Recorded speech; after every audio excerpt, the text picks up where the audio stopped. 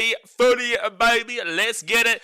We are live. Hey guys, how you going? So down BKR Sport, we are live as the St. George Illawarra Dragons will be playing the Manly Sea Eagles in a game that, look, doesn't mean anything for the Dragons. Their season is all but done officially. Unfortunately, they lost to the Warriors a couple of weeks ago, and then again lost last week 40-0 to the Rabbitohs, which knocked them out. And look, they actually were in with a chance at one stage, but then unfortunately just lost a couple of games, and now they're down there in 15th position, which is shows you how close this competition is in a lot of ways this year. You know, they were a couple of weeks ago, they were fancying their chances of a major comeback to get into the finals, and now they're down there in third last, where look, the Tigers didn't lose by 40, so they won't be dropping that far down, but there is still a chance if the Dragons do win this, they would actually go above the Tigers, but we'll get into the ladder in a second. Manly, on the other hand, obviously they're coming with a must-win scenario, and it's not even just a must-win scenario, it's must-win by a lot. They have to win this game by a lot. As you can see, I've given up all faith in Manly. We've got them down there and eliminated both off of last night's big win for the Sydney Roosters. The Roosters, their points differential is plus 102, Manly's points differential is plus 4, but Manly still have to play and win both their games. Rabbitohs need to beat the Roosters next week for Manly to have any chance, and they need to, whilst winning both those games, win by 50-plus margins. That's pretty much what it is here at this point, because Manly are down on the Roosters by 98 points. We'll get into the ladder in a second. Let's go through the two-team lineups, give you a bit of a preview, and then we'll get into the ladder, then we'll get into the chat and see what you guys are saying. So obviously, do me a favour, hit that thumbs up button, subscribe if you're new around here. We are pumping along to the finals. We can see via all the streams, a lot of people tuning in for this back part of the season, and it's going to get red hot for the finals. It's going to get red hot for the grand final, and don't forget we've got internationals right after that as well with the Pacific Cup, the Australia vs England Ashes series, plus also the Pacific Bowl. It's going to be red hot, mate, so you want to be a part of the channel. But all right, let's get into this game. So the St. George Illawarra Dragons, they were 14th, but they do come into this game from 15th position with that win for the Eels yesterday. So they come into this game from 15th position, whilst Manly, they come into this game from 10th position, in with their slightest of margins of still trying to make the 8. Very, very slight. Literally paper thin, son. But this is at Jubilee Stadium in Sydney, Kogarah, and the ins here for the Dragons: Hame Sele, Jack DeBellin, and Jaden Sewer, with the outs being Ben Murdoch-Masila, Blake Laurie, and Raymond Fatala-Mariner. Fullback, Clint Gutherson, who is the captain, with the wingers being Christian Tuipulotu and Tyrell Sloan. Centres of Hayden Buchanan and Matthew Fianay. 5'8" is Lycan King Togia, with the halfback Kyle Flanagan. Front row forwards, Emre Gula and David Clemmer, with the number 9 being Damien Cook. Go to the back row of Jacob Halangahu and Jaden Sewer. The 13 is Jack DeBellin. Interchange of Jacob Little, Lutran Leilua, Hame Sele, and Loko Pacific Tonga. The 18th man replacement is Corey Allen, and the coach is Shane Flanagan. Again, Dragons aren't playing for anything. They're just playing for pride at the moment. They can't get the wooden spoon. They can't get the finals. With a win, they could jump themselves up to 11th place for the time being, but the fact of the matter is that they're just not playing for anything at the moment. They're just playing to finish off this season. They're coming off the back of a really poor loss to the South Sydney Rabbitohs, where they did lose 40 points to 0 just last week. And like I said, they lost to the Warriors in a game that meant a lot to them. They nearly snuck it right at the death, but they weren't able to do it. They lost that game 14-10. And then the week beforehand, they did beat the Sharks 22-14. And they did beat the top of the table Raiders 18-12. But then there's also a loss to the Cowboys of 38-32. So in their last 5 games, they had 2 out of 5 with 2 wins against good opposition. The Dragons can't seem to play the lower opposition in the Cowboys and also the Rabbitohs, whilst the Warriors game was obviously sneaky. So, yeah, Dragons come in this game. It does seem to me like they're limping towards the end of the season. It doesn't look like they've got a great deal of motivation. Like, losing 40-0 to the Rabbitohs is bad. Like, losing to the Rabbitohs was poor, but losing 40-0 is a big sign that they're just kind of just mentally done with the year and looking towards 2026. But it'd be nice to see the Dragons give a little bit of something, just so we can have a bit more faith in them going into 2026, and to change their team around from the mentality that they're, not this team that are just so up and down, in and out. You just never know what you're going to get. Some days they'll get a good win against the Raiders, and then some days they'll get a 40-0 loss to the Rabbitohs, who were, in 16th position at the time. So they might have been like 15th or 14th. But the point is that the Rabbitohs have been last for a lot of the season, a lot of injury excuses, and still came up trumps in that game. So, I do feel like the Dragons are mentally done, but we'll see from them today. Now for Manly, they have no ins and no outs, no shake it all about. The fullback is Tom Trebojevic, with the wingers Jason Saab and Lehigh Hopewade. Centres of Tola Taukola and Tommy Talau. 5'8" is Luke Brooks, and the halfback is Daly Cherry Evans, the captain. This is his second last game for the Manly Sea Eagles, where he has played for the last 15-odd years. The front row forwards are Matthew Lodge and Jake Simpkin. Matthew Lodge and Siua Takiaho. The number 9 is Jake Simpkin. The back row, Corey Waddle and Ben Trebojevic, with the 13 being Jazz Tavanga. Then the interchange of Aaron Shook, Caleb Navali, Ethan Bullimore, and Torfor Sipley. With the 18th minute placement, Joey Walsh, and the coach is Anthony Seibold. Joey Walsh is a guy that is not on the team, but he is the 18th man. He is a guy coming up through the system of Manly that they're really talking up to, I think, to be the next half. I think he's to be the next half. I don't know a great deal about him, but I know there's a lot of people talking about him in the Manly ranks. So I'll be looking forward to seeing him potentially next year, but they probably will go with Luke Brooks and Jamal Fogarty in the halves. But with that being said, I'm excited for the future of Joey Walsh with all Manly are doing talking about him. Look, I think Manly win this game today. You know, they have to win it. I don't know if they win it by as much as they need to win it by, but they are coming off a really, really significant win over the Dolphins last week. The Dolphins have given up 160 points in their last 3 weeks, so it's not really something to go off there. The week beforehand, they did lose to the Tigers 26-12, and they did lose to the Raiders 28-12, and they did lose to the Roosters 20-4, and they did lose to the Bulldogs 42-4. But before that, they beat Melbourne. In Melbourne, 18-16. You know, so that's Manly. You know, Manly have just been giving up a ridiculous amount of points recently, and even in their 58-point win last week against the Dolphins, they still gave up 30. So in their last 4 weeks, they've given up 30, 26 to the Tigers is 56, 28 to the Raiders is 66, 76, 84, and then 20 points to the Roosters. That's 94, 104, and then 42 points to the Bulldogs there. That is 146 points. 146 points in their last 5 games. 146. The Dolphins 163, but Manly with 146 in the last 5 games. So they are giving up a lot of points, but they can clearly score when they did against the Dolphins. But the Dolphins are giving up a lot of points. Look, I think Manly have something to play for. Yeah, look, they're not going to win this game, you would assume, by 50-60. But if they did win this game by 50 to 60 points, well, they do play next week the New Zealand Warriors, and they would just have to really beg the Rabbitohs beat the Roosters, and then they'd have to beat the Warriors by a similar margin. So again, I do have them as eliminated right now, but it's just the slimmest of margins. Now, we'll go into the ladder. So I'm going to take Manly 1 at 12, but I do think that they do have enough. They do have enough there in them to win this game 13 plus if the Dragons come in like they did last week against the Rabbitohs. But regardless of the ladder, you do have the Dragons down there in 15th position on 22 points. They're on minus 94 points differential. Now, if they lose this game, they would stay in 15th, and if the Knights don't win against the Sharks tomorrow, then the Dragons would just simply be in 15th, and they can't drop any lower than that this year. But the Dragons, if they lose, they would stay clear regardless of the Knights anyway. They're 4 points behind them. They would be in 15th. If they won this game, however, for the time being, Cowboys play the Broncos later on today, which we will be streaming. For the Dragons, they win, they go above them. They also go equal with the Rabbitohs, the Eels, and the Tigers. Now, the Dragons have the best points differential of a lot there. They got minus 94, Rabbitohs are minus 151, Eels are minus 132, and the Tigers are minus 113. So the Dragons would actually jump all the way up into 11th position. And the Tigers have already lost, so they will stay below the Dragons. The Eels have already played. The Rabbitohs have already had their bye. It would just come down to the Cowboys. So if they win this game, they would be minimum in 12th position, but likely to be in 11th position, provided the Cowboys do lose to the Broncos. So, you know, there's a bit of pride to play for to get out of the bottom 4. If they win, they will be out of the bottom 4 this week. But if they lose, they will be in 3rd last, and then it will look a little bit dodgy in regards to them avoiding the bottom 4 this season. Now, for Manly, they're in 10th position on 26 points, equal with the Redcliffe Dolphins. They're in 9th position on 26 points, but biggest problem, points differential. They're on plus 4, whilst the Dolphins are plus 81. The Dolphins play the Titans tomorrow. But if Manly win this, they would go up into 9th position on 28 points and 2 points short of the Roosters in 8th position. But the Roosters are on plus 102. So again, they need to swing a 98 points differential here. They need it to swing 98 points in 2 games, which I just can't see happening, especially coming up against the Wars next week. And the Wars need to win. They really need to get something into the finals after their loss to the Eels yesterday. So with a Manly win, they would go to 9th. But again, the Dolphins are predicted to beat the Titans tomorrow. You would assume that happens, despite the Dolphins' form. So you're probably looking at Manly being in 10th regardless, but it ultimately doesn't come down to them anyway. They do have to win both their games, but even with those both 2 games, they probably still won't be making the top 8, even if the Roosters do lose to the Rabbitohs. So that's how difficult it is. If they lose this game, they cannot drop anymore. They will stay in 10th position. The Tigers did lose. The Eels have won. They're 2 points below them. Rabbitohs had their bye, and the Cowboys are 3 points below them, so they can't jump them with a win. But Manly would be 1 point in front of the Cowboys with a chance to drop below them next week into 11th position.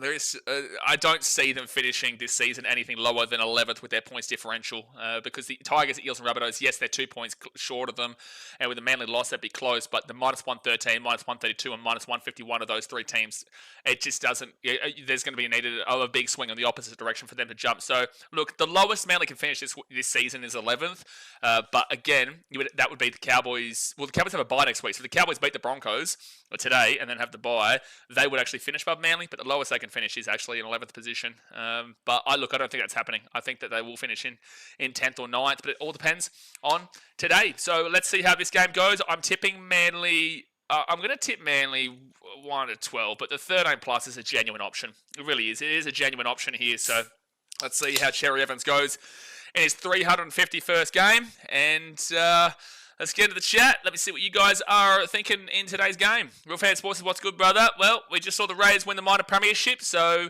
good to see for them. And now we just see if the Dragons are hobbling towards the line or they can officially end Manly's season. Nate J says, up the Dragons, 2-point penalty-a-thon coming up. That is a Dragons thing to do. Dragons are good for a 2-point penalty, Nate J. You know it. You know it. It's incoming. It is incoming. So I'm just going to check something on my phone here. The Dragons are walking out onto the field.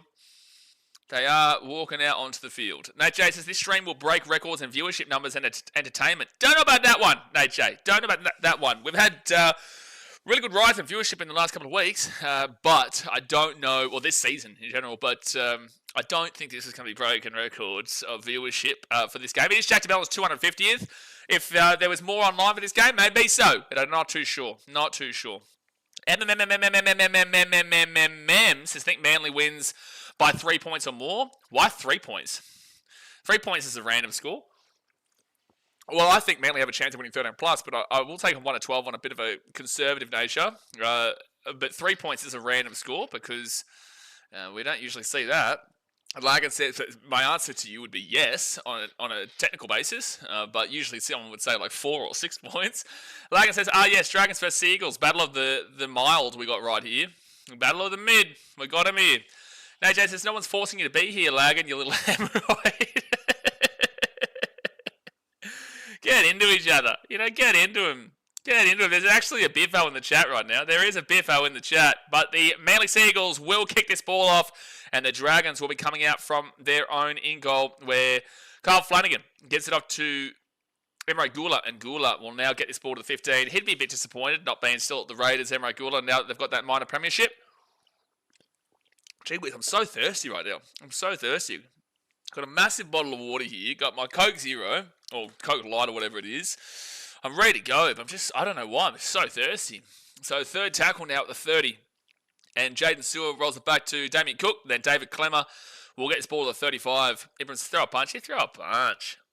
Freeway Jones says, now watch the Dragons do work. Well, last week they didn't really do too much work. Last week they did lose 40-0 to the Rabbitohs. So not too convinced they're going to do work here today. But if they do, it'll be at least good to get a little bit of confidence going into 2026. But look, Manly give up a lot of points. Like I said, they're giving up 146 points in their last 5 weeks. They've been on a real big slide. Like at one point they were guaranteed for the 8, and then they lost 4 straight games, and now find themselves in a point where they're pretty much guaranteed to not make the 8. Emos says Manly Seagulls win by 20 points. Well, they're going to need to win by more if they want to make the finals. They're going to need to win by a lot more than just 20 points. KJ Sports says, who do you think finishes 4th? Probably the Sharks, mate, to be honest with you. I think the Sharks probably get it.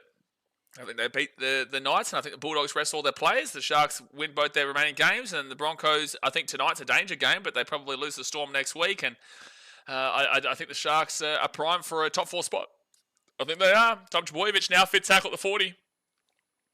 I know that's not what you want to hear, but I'm going to tell you that every stream like you ask. So Lou Brooks is going to kick that ball into the corner. Good chase through here from Tolotau Kuala, but Lee Harper. Wow, it's a knock on from the Dragons, and Manly will get a fresh set 10 metre out. Tyrell Sloan with the drop ball and 0 tackle for Manly. They go short side. Oh, that's going to be a high tackle, I think. No, it's going to be good defense from the Dragons. I thought there was a high tackle there, but they will say it's fine, and Manly make a mistake on 0 tackle, so it'll be Dragons ball to 10. That's silly. Well, that's really silly, isn't it?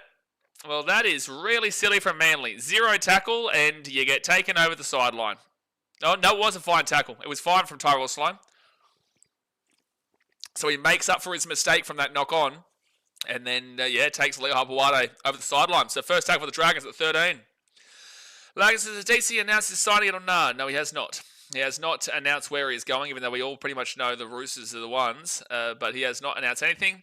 I think it's been a very selfish year from Cherry Evans in a lot of ways. I think it has really been impactful on a detrimental level to Manly's season, not knowing what he's doing, where he's going. Obviously, he had his 350th last week, which they all got up for. But I do think that Cherry Evans, with what he said pre-season or at the beginning of the year, that he wasn't going to talk about where he was going and whatnot, not to impact Manly's season. Well, I think it's done the complete opposite and not talking about it and not showing anything. And then also having a pretty underwhelming and under-par season has gone against his mindset there. But Dragons will kick this ball dead, so it'll be a 7-tackle set for Manly at the 20. Alpha Kappa says DC needs to hang up the boots. I think that we need to he's getting on now. He's 36, going on 37. I think it is. I just want to make sure of that actually. Daily Cherry Evans age. I'm pretty certain he's going on 30. Yeah, he's 36, going on 37 next year. You're not necessarily wrong. I do think that he'll definitely at least go on for next year. So it's already going to be second tackle at the 45 of the Dragons side of the field. After a couple of quick tackles there. But, I think Cherry Evans' days definitely are numbered. But he had a good game last week. Let's see if he can pull Manly over the line here today. I think there should be plenty of points in this game. 6 again for Manly. It'll be Takiaho to Jazz Tavanga. Luke Brooks at the back into Tom Trbojevic. Tom Trbojevic goes at himself. He'll get this ball to the 13. It'll be first tackle. Albert Kappa says, yes, DC the Titans. That's very timeout worthy. Very timeout worthy, but we'll be gracious with you today. Matt Lodge, he's going to bring this ball to the 8, and it's going to be second tackle. Dion says he's going to play for the Titans. Yeah, you're getting close with timeout too. They go Jake Simpkins, Cherry Evans underneath here, and that's an easy try for the Manly Seagulls, and that was poor defense from the Dragons, and it's looking likely, from based off what I've seen in this opening couple of minutes here, in this first 5 minutes, that Manly might get a score on today. It's looking very likely, because that was pathetic defense from St. George. Manly have been all over him in this first 5 minutes, and they already score, and they need to tick this score up. I'd be hurrying up if I was Manly. Yes, there's 75 minutes to go of this game, but you need to score a lot of points for me to take you off eliminated. And this was way too easy, dude. Corey Waddle straight on through. I guess Gutho got a touch on him, but barely at that. This is really poor defense from St. George. And the thing is, KJ Sports says 50 bomb incoming. Firstly, you're going to get timed out because we're not at the 50-30 yet. But also, secondly, Manly could easily score a 50 bomb here, but the Dragons could then also score 30. Right? This is what we saw last week. Manly scored 58. The Dolphins scored 30 points. And it was not great defense all around in that game. And if this is the Dragons' defense today after their 40-0 loss to the Rabbitohs last week, well, we're going to see a lot more of the same in this one. Freeway Jones says, we just witnessed Manly's only try of the game. You reckon? You sure? You reckon? Oh my gosh, I'm so thirsty. Oh my goodness. What is with me? Alpha Kappa says, Manly might be on a 40-point game today. Yeah, you can say that. You can't say it a 50 bomb just yet. But for sure, based off of that defense, but again, Manly's defense is not great, so the Dragons might be able to score themselves when they get up the other end of the field. Everyone says, send them to the Super League. It's basically the retirement home for the NRL players. I just don't know what the Roosters do next year if they do have Ches, because Sam Walker is their 7. Are they going to put Cherry Evans into the 6, which he did play in the World Cup in the 6 when he was playing for a little bit. I don't know what they do, because he's not going to be the 7. You're not going to move Sam Walker for a interim period.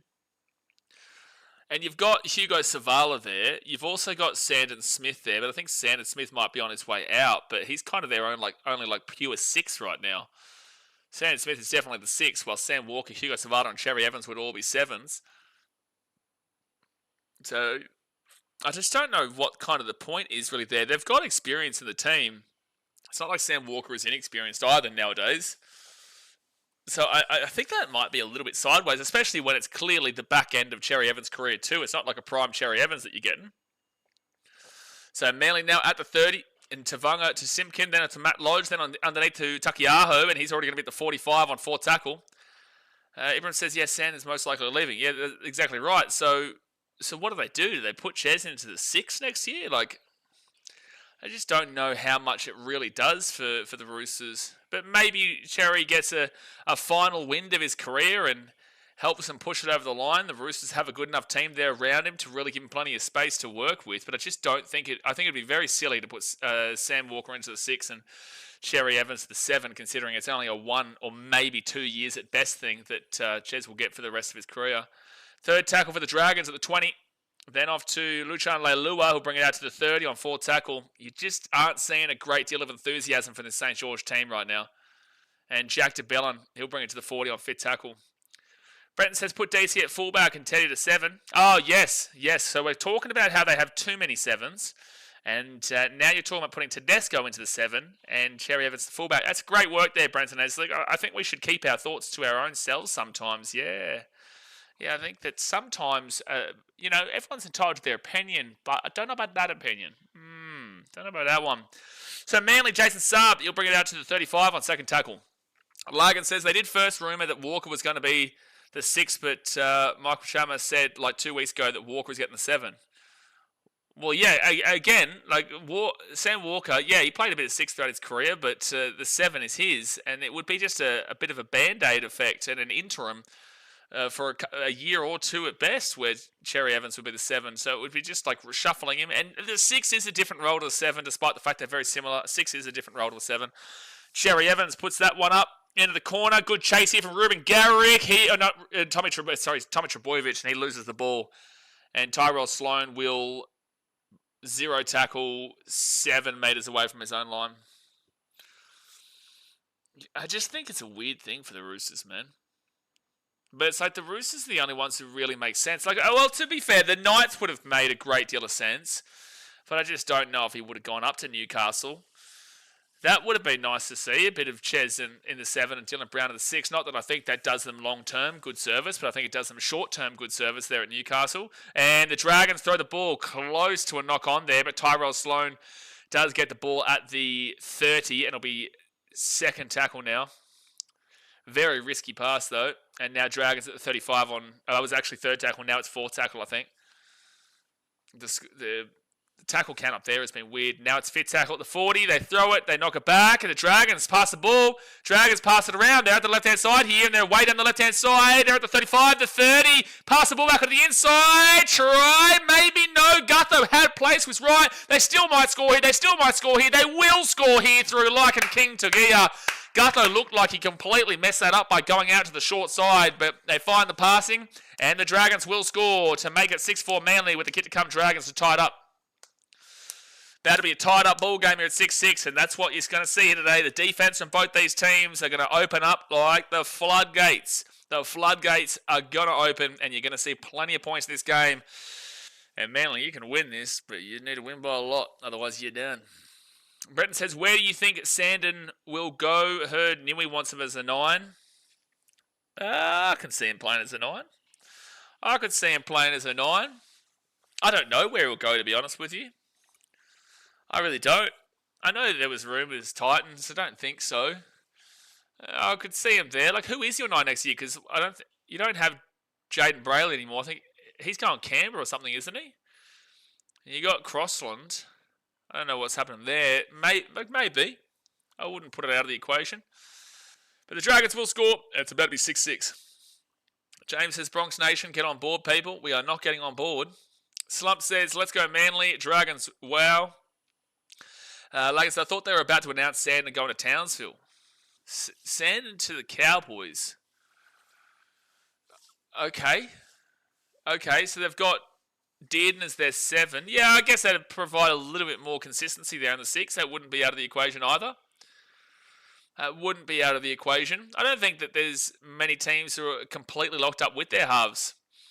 I think that the Panthers are locked up with Blaze Salongi, even though, that's still very fresh. So I think the Panthers would be out of the equation. You're probably taking Manly out with the fact they've got Luke Brooks, Jamal Fogarty, and this Joey Walsh bloke coming up. The Storm have absolutely no need. The Warriors have plenty of halves, and Tamati Martin, Tanner Boyd, Luke Metcalf, Chanel Harris-Tavita, so they're out. The Broncos would have no need. They've got Reno, they've got Ben Hunt, they've got Ezra Mam.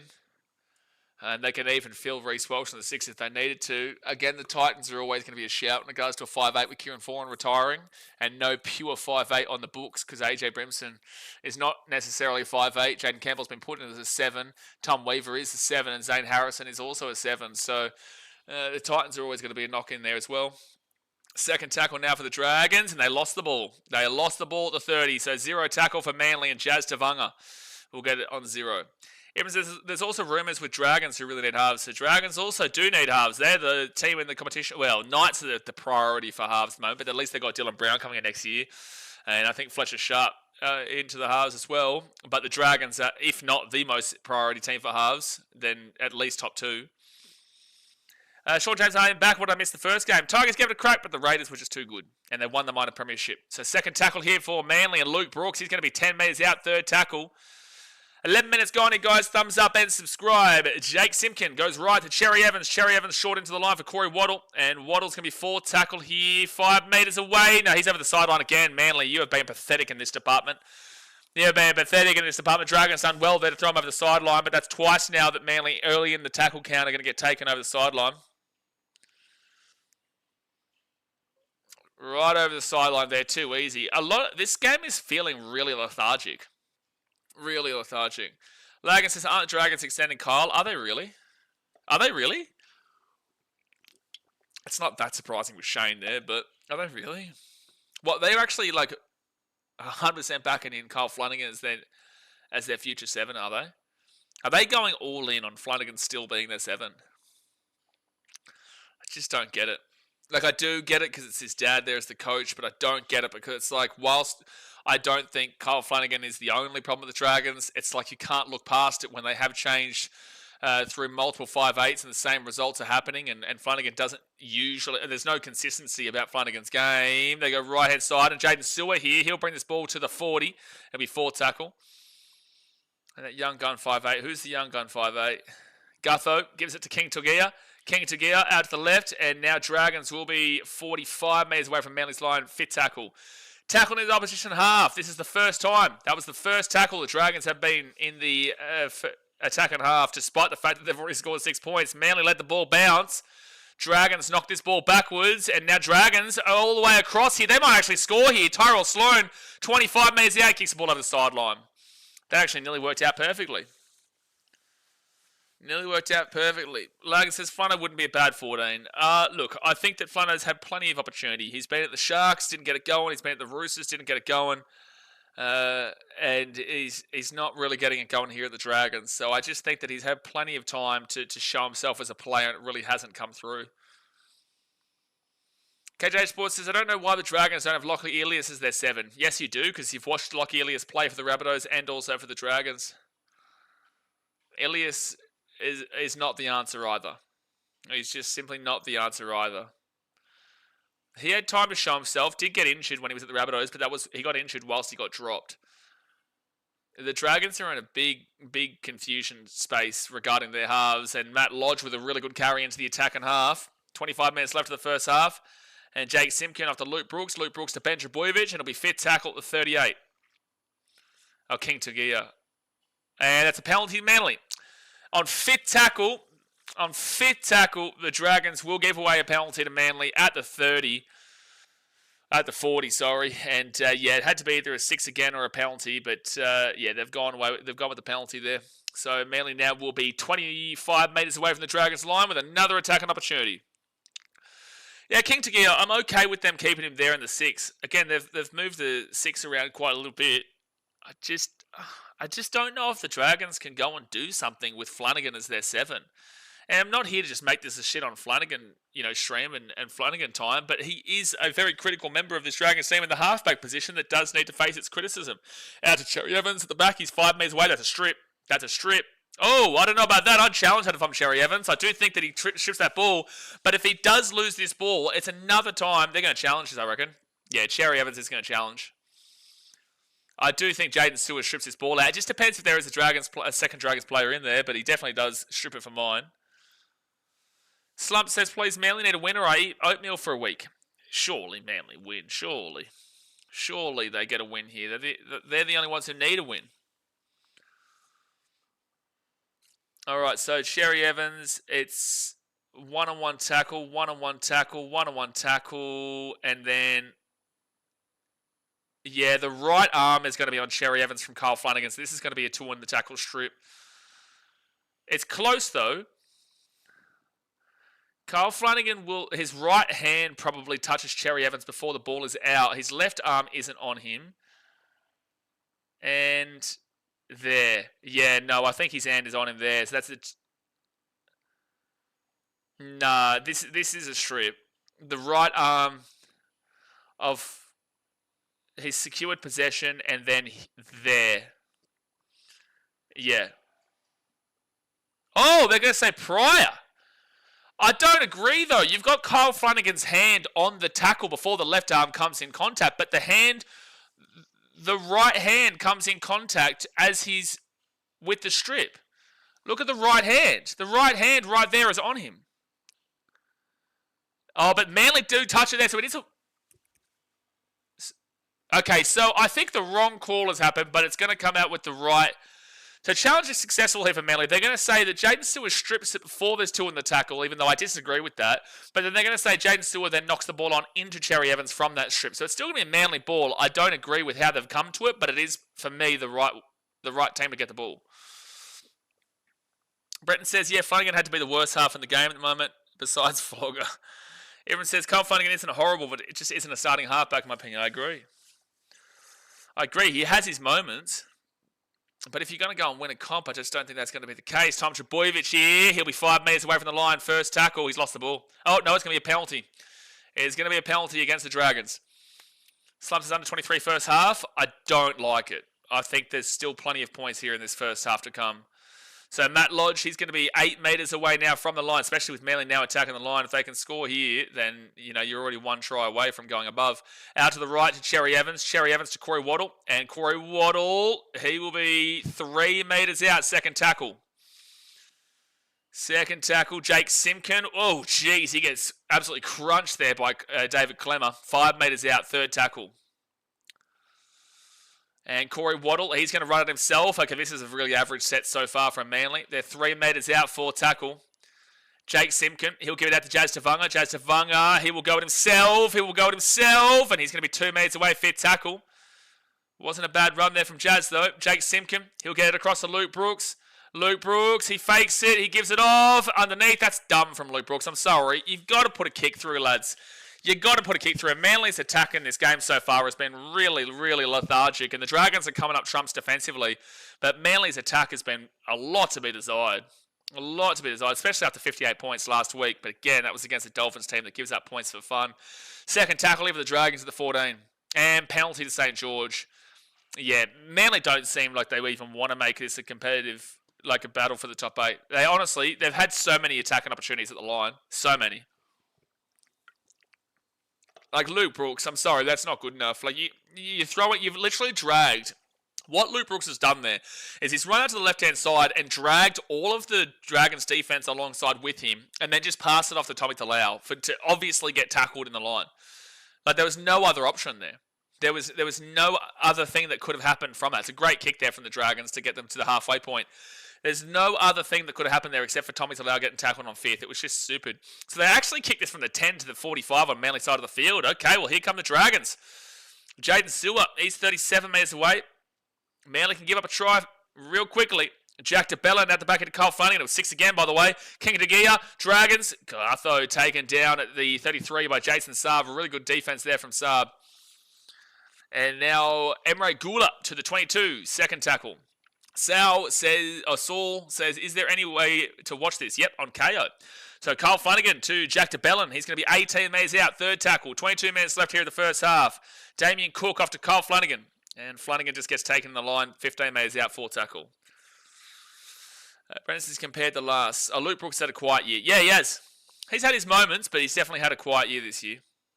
Fifth tackle. He was pretty good for Manly last year, but yeah, he's been very reminiscent of his Tigers days in 2025 for mine. But it's very difficult when your halves partner doesn't know where he wants to be. Dragons knocked the ball on. Oh, it was a guaranteed try too. If Gutho just caught that ball, he had 2 players on 0 on the left-hand side, but Gutho couldn't bring the ball in, and it will be a knock-on. Yeah, he just bubbles it. He would have got the pass away, and they would have scored on the left. A new telephone from the land. What is this Australian talk? Yeah, I don't know. That's not Australian talk. It's not Australian talk. Manly, please win. Me mum needs a new telephone from the land. Let's go Eagles. Yeah, that's not Australian talk freeway. That's had a bit too many drinks this morning is what I would probably say. So Manly now at the 12. 20 minutes gone in the first half. 20 minutes to go. Hit that like button and subscribe if you're new around here. We have a big game between the North Queensland Cowboys and Brisbane Broncos right after this. Manly right-hand side off to Takiaho. And he'll be at the 33 on third tackle. Out to Jazz Tavanga. Tavanga to Luke Brooks. Luke Brooks hit a Tolotau Koala. Tolotau Koala beats him. Here's a try for Manly. Here's a try for Manly. Here's a try for Manly. Here's a try for Manly. Here's a try for Manly. Tolotau Koala beats out Gutho. And that's 2 times in 2 weeks Gutho's been done over there. And Koala had a pass to his left or his right. He had a 4-on-1 opportunity about Gutho. And he's like, nah, screw this. I'm going to beat Gutho myself. And he does do it. So it is 10-6 to Manly with a kick to come. Freeway Jones, I'm watching from the USA, buddy. Get around in the US V. Andrew says, hey, nothing wrong with a few morning drinks. On a Saturday, you may as well. I don't know what Lehigh Hopewade was doing there because he was actually taking himself out of the play because he was running outside of the field of play. So Tolotau Koala had support from 2 players on his inside and then Lehigh Hopewade on his left-hand side. If Hopewade catches this ball from a Koala pass, he would have been out of the field of play. So I don't know what he was doing, but Gutho needed to be making a better play at that. Maybe he is confused with Liquorland, Bredson. Maybe. Oh, the Broncos says, what team do you support? I'm a massive Manly Seagulls fan, mate. Massive, huge Manly Seagulls fan. Never been more Manly Seagulls in my life. I definitely come from the beautiful beaches, the northern beaches of Manly, mate. Huge, absolutely. Sauce is watching from Arizona. Who's the best team in this league? Well, it would be the Canberra Raiders, who just won the minor premiership. It's hard for you to see. If you don't know rugby league, mate, my streams here might not be best to tell you who the best team in the league is because they're not actually on this screen because the Titans are the best team that ever existed. But no, the Canberra Raiders just won the minor premiership. So I know it's confusing for you, but if you watch more of these streams, you will understand. But Sherry Evans into a beautiful Sydney sunset there at Cogra will make it 12-6 to Manly. 19 minutes to go in the first half. But welcome all the way in from Arizona. Get around the Diamondbacks. Lagan says Saturday morning drinks are acceptable. Well, mate, it's 5 o'clock somewhere. It always is. It's 5 o'clock somewhere. A lot of the time it'll probably be 5 o'clock in America when it's morning drinks in Australia. So, there you go. Andrew Zombie says, I thought you were a massive Dragons fan, being born in Cogra. Listen, you settle down over there, Mr. Parramatta. You settle down. You settle down over there, Mr. Parramatta. Hey, did you know that you had a Sharks fan this year named Blitzy decide to support Parramatta instead? Because Parramatta obviously have a really better chance of winning the comp than Sharks, apparently. So we saw a Sharks fan defect to Parramatta. Imagine doing that. Imagine jumping from the Sharks, who are currently primed for a top 4 spot. They're in 6th position, but primed for a top 4 spot. You jump from them and the beautiful beaches of Cronulla. You can't get many better beaches than Cronulla unless you go to the Gold Coast. And then you not only decide to support the team down there in 12th position, the Parramatta Eels, but you also, you lose the beach and you got the river that's dirty as in Parramatta. What's he doing? It's Blitzy, though. He needs help, that guy. He does, and he knows it, and he'll admit it too. Tom Trbojevic back here to Cherry Evans. Cherry Evans to Jason Saab. Jason Saab's away here, and here's another try for Manly coming up. Cherry Evans will score. Booshka! And Manly, you need to keep running up this scoreboard. Manly, 16-6 with the kick to come, right on the post. The river is beautiful, Andrew. You know what, Andrew? You know what? I will hold my hand up, and I will say you are absolutely correct, and I am wrong if, and only if, you go for a swim and you show us you swimming in that beautiful Parramatta River. How about that? How about I'll give you a deal. I'll shake your hand on it. I'll say Parramatta is the greatest city in the country of Australia. The greatest city, greatest suburb in the country of Australia. I'll shake your hand if you go for a swim in it and you send it to my Instagram. If people aren't following me on Instagram, you go check out the pinned comment. It's right there. Come on, Andrew, you love Parra's River, do you? You love Parra's River. Well, like I said, I'll shake your hand and say Parramatta is the best suburb in the entire country of Australia. You know what? I'll even give you a city status. I'll say you're the best city. I'll say you're the best city in the entire world. Parramatta. We'll remove Sydney and we'll just call Sydney Parramatta from now on if you go for a swim in the Parramatta River. Leon says pathetic team. Defense not great there. But Manly make a 16-6 with a kick to come. Seb Watson says, that nice, he can't swim in it. If people don't know what we're talking about here, please go and Google Parramatta River. Please go and do it. And there we go, they get the kick. It was 18-6 Manly. So remember when someone asked me before if it was under or over 24, 23 and a half? Well, it's already over 24. Already over. Andrew says, you won't catch me swimming in it. Oh, well, that's a bit debatable. You said you loved it. You did say you loved it there, so I'm really confused by that one, Mr. Andrew, but you do confuse us a lot of the time. You do. Leon says, disgusting team, St. George. Okay, well, Leon's not happy with St. George right now. He's not a happy chap. Not a happy chap. Did you expect St. George to play differently today? Did you? So Manly will get the ball here from their own in-goal. And now Manly will bring it out, Ethan Bullimore to the 15. So now they are on plus 16, Manly. They're still a long way behind. They are still a good old 86 or so points. No. Yeah, 86 points behind the Roosters in points differential. And it says, we get water views on the way to the stadium. Yeah, the old water views of Combank say, 1 second, Tom Trbojevic, left-hand side, Tolutau Quarter, and Tolutau Quarter will get this ball to the 48 on Dragon side of the field, 4 tackle. Yeah, the old water views. Yeah, no, I would much rather walk to Combank Stadium for the old beautiful water views of Parramatta River comparatively to Wollongong or, to the Seabus Super Stadium with a beautiful Gold Coast sky on the background. And, technically you got the Brisbane River, and I'd still take the shitty Brisbane River over Parramatta, to be fair. You got Shark Park, that's very close to the beach there. You got Manly, that's actually basically closer to Mount Isa. It's the Manly Stadium from the beach is basically Alice Springs away, to be fair. Dragons with the ball on 4 tackle now, and they'll be at the 30 on their own side of the field. We've got some beautiful saves in the competition. Not sure the river views of Combank are ones that I'd look at the most, though. Jay says he's visited the world's best river, the Ganges. I actually haven't been to the Ganges, mate. I was in India. I didn't go to the Ganges, though. And there's a reason for that. So Manly will get this ball at 20. The Ganges doesn't go through Delhi or Agra or Jaipur or Udaipur. So unfortunately I wasn't able to go and visit the Ganges. But I have been to Parramatta River, which is close enough to the Ganges. Second tackle here for Manly, and they're at the 50. So I'll give you that one, Jay. I've been close enough. Steve says, more chance of me swimming in the sewer with the Ninja Turtles. Well, that would be quite fun. Just go to New York and you'll be able to get that going. Third tackle here for Manly at the 40. Plenty of people live in the sewer with the Ninja Turtles in New York. And short ball into the line for Corey Waddle. He'll be 29 metres away from the line, 4th tackle. says, why do you think the Cows will beat Brisbane? I don't know, man. It's a bit of a gut feeling. I just think it's a bit of a danger game there for the Broncos. The Cowboys are the biggest rivals to Brisbane. Cowboys, had a good win last week against the Tigers. 1 second here. Fifth tackle, Tom Trbojevic. I think he'll be held up over the line here. I don't think he gets this ball down. So it should be Dragons' ball at 20. I think he'll be held over the line. They're going to go to the bunker. Look, the Cowboys can score. Broncos still without their halves. It'll be interesting to see how the Broncos do fire up for it with a top 4 spot on the line. It's up there in Townsville. Again, the Cowboys can score. They can't really defend, but the Broncos' attack is still out for question. I know they scored against the Dolphins, but the Dolphins have done that against every team recently, 160 points in 3 weeks. And, last week, they played the Knights, and the Knights are pathetic at the moment, just like the Titans. Like both these teams down at the bottom of the table give up points for fun. So I just think there's a bit of an upset vibe about it. And with them being big rivals, rival games always make it really interesting to call. So, look, Broncos are deserved favourites, but... Oh, does that ball touch the line there? That's a try, I think. I think this might be a try for Tommy T. I think the ball... Because he gets dragged into the in-goal by the Dragons player, he might actually bring this across the line. That looks like it's on the line there. If that ball is on the grass, then this is actually a try.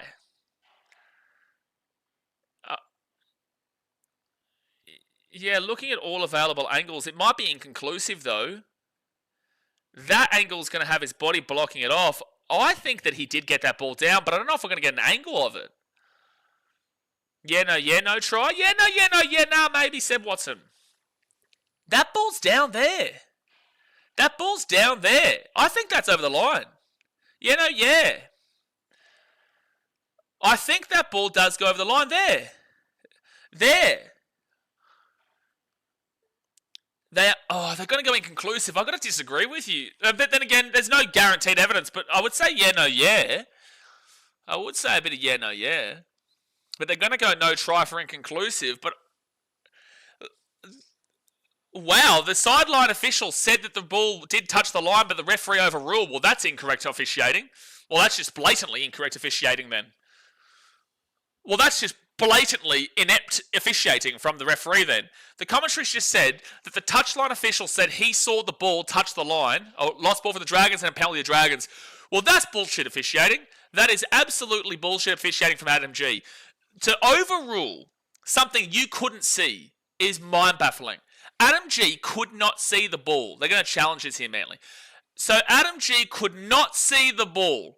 So he went up to the bunker as a no try. Well, your touchline official said he saw the ball touch the line. So why are you not going up as a try, considering the touchline official has called it as he's seen the ball touch the line, it's a try? Why have you overruled that when you couldn't see the ball because you were on the other side behind the Manly and Dragons player? That doesn't even make sense. It doesn't make sense why they've overturned that why Adam G has overturned that. Okay, let's see here. They're challenging this here, Manly. He's just lost this ball. He's just lost that ball. Yeah, what's the point of the touch, he said, Watson? What is the point of him then? It makes no sense. I think he's just lost this ball here. They may be inconclusive, but the ball doesn't come out with a stripping motion.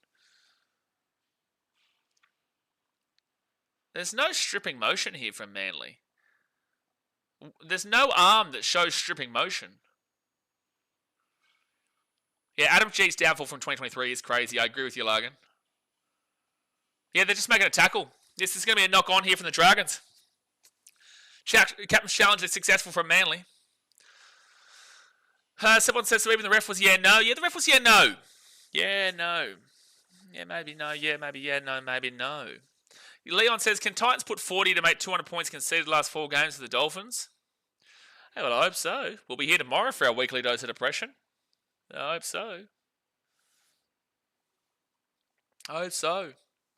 Someone says, guys, Manly can still make the finals. Well, if they keep scoring. No, they're not going to do it, mate. They're not going to do it. I'm not taking eliminated off here. Unless they win this game by 70 points, I'm literally not taking it. They would have to win 76-6 for me to take them off of eliminated. So, Cherry Evans now. Cherry Evans at the back into Tom Trbojevic. Tom Trbojevic goes at himself. Taking down 3 metres out for the line. 3rd tackle. I do genuinely think Manly got ripped off of a try just then. Cherry Evans out the back now to Caleb Navali. And it'll be 4th tackle for Manly, 5 metres out. Now, Jake Simpkins, short ball into the line for Ethan Bullimore. Good tackle there from from Clint Gutherson. It'll be 3 metres out. Jake Simpkins, Cherry Evans into the line for Tolutau Kuola. Don't know what Manly are doing there with their fit tackle option to that left-hand side. Really silly. Shazan Sutter says, how is this game even odds? Honestly, no idea, dude. No idea.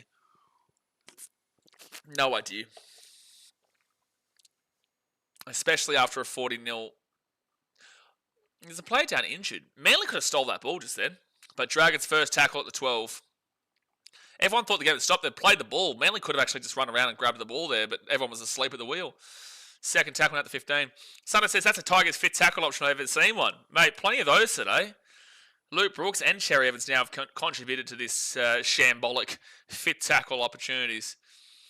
So Dragons now at the 28. Tolutau Kuola is down in back play right now. God bless him. Don't know what's happened, but it's something around. Oh no, he's not grabbing at the knee, is he? Really hope not. But Dragons now fit tackle at the 48. Halangahu. Abigail getting around the Eagles. And now Dragons will kick that one to the 25. Tom Trbojevic, easy grab. It slips over though. And now he's going to bring it out to the 35. Still got good post contact there despite the slip over. Leon says, off topic, well, what do you think of Geelong not allowed to play their finals game at home? Well, they did improve their stadium for the whole purpose of trying to get a home final, and they're still not allowed it, which is quite disgraceful. But I also understand why. The AFL do want it being hosted at the MCG. But, you know, so Aaron Shook's going to come on here for And Shippy Shipmeister will come on for Toto Koala, who's unfortunately injured and was wobbling. Something happened with his legs. So fourth tackle now at the 40. And Jay Simpkin, Cattle Navali, Cherry Evans, Corey Waddle into the line. And they're going to be 32 metres out, fit tackle. Do feel like I just heard someone yell out forward. It usually sounds like a touchy, but touchies obviously today don't matter because the referee literally will ignore you. As we've seen already, Gutherson with a good grab, and he'll be offloading. It's going to be a penalty for a tackle in the air, I think. No, penalty Manly. Penalty Manly. Escort against the Dragons. Wowee. Mitchell says Sundo has been blocked. So Mitchell Sundo says, what did I do? So Mitchell is a Tigers fan, Sundo, which you should know. So any slander towards the Tigers, and he's going to come for your throat, mate. You've got to protect the throat at all costs when you're on a stream with the old Mitchell and talk about the Tigers. But I can slap him down. And look Mitchell straight in the eyes and say, gee whiz, that fit tackle option was shit house. So first tackle here for Manly, 5 metres out. Cherry Evans to Cattle Navali. It'll be second tackle, 5 metres away. 10 minutes to go the first half for you guys. Hit that thumbs up button and subscribe. 10 minutes to go.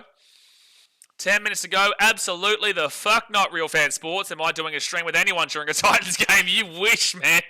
No chance. Knock on here from Manly, and it's going to be Dragons ball here at the 10. You are off your rocker, Zach. Zach, you are off your absolute rocker if you think I'm going to do a Titan stream with anybody when it's my weekly dose of depression. You just let me cry by myself, Zach. How dare you? How dare you think I'm going to do a collaboration stream with you in my weekly dose of depression? You are off asking about any other game. And it'd be like, yeah, let's do it. For the Titans game, I'm going to be sitting here punching myself in the bloody chin, all right? And I don't want to have to be seeing someone laughing at my pain on the other side. I can sit here, my beautiful view of Saigon, Ho Chi Minh, away from having to watch the Titans live for the first time in bloody many years.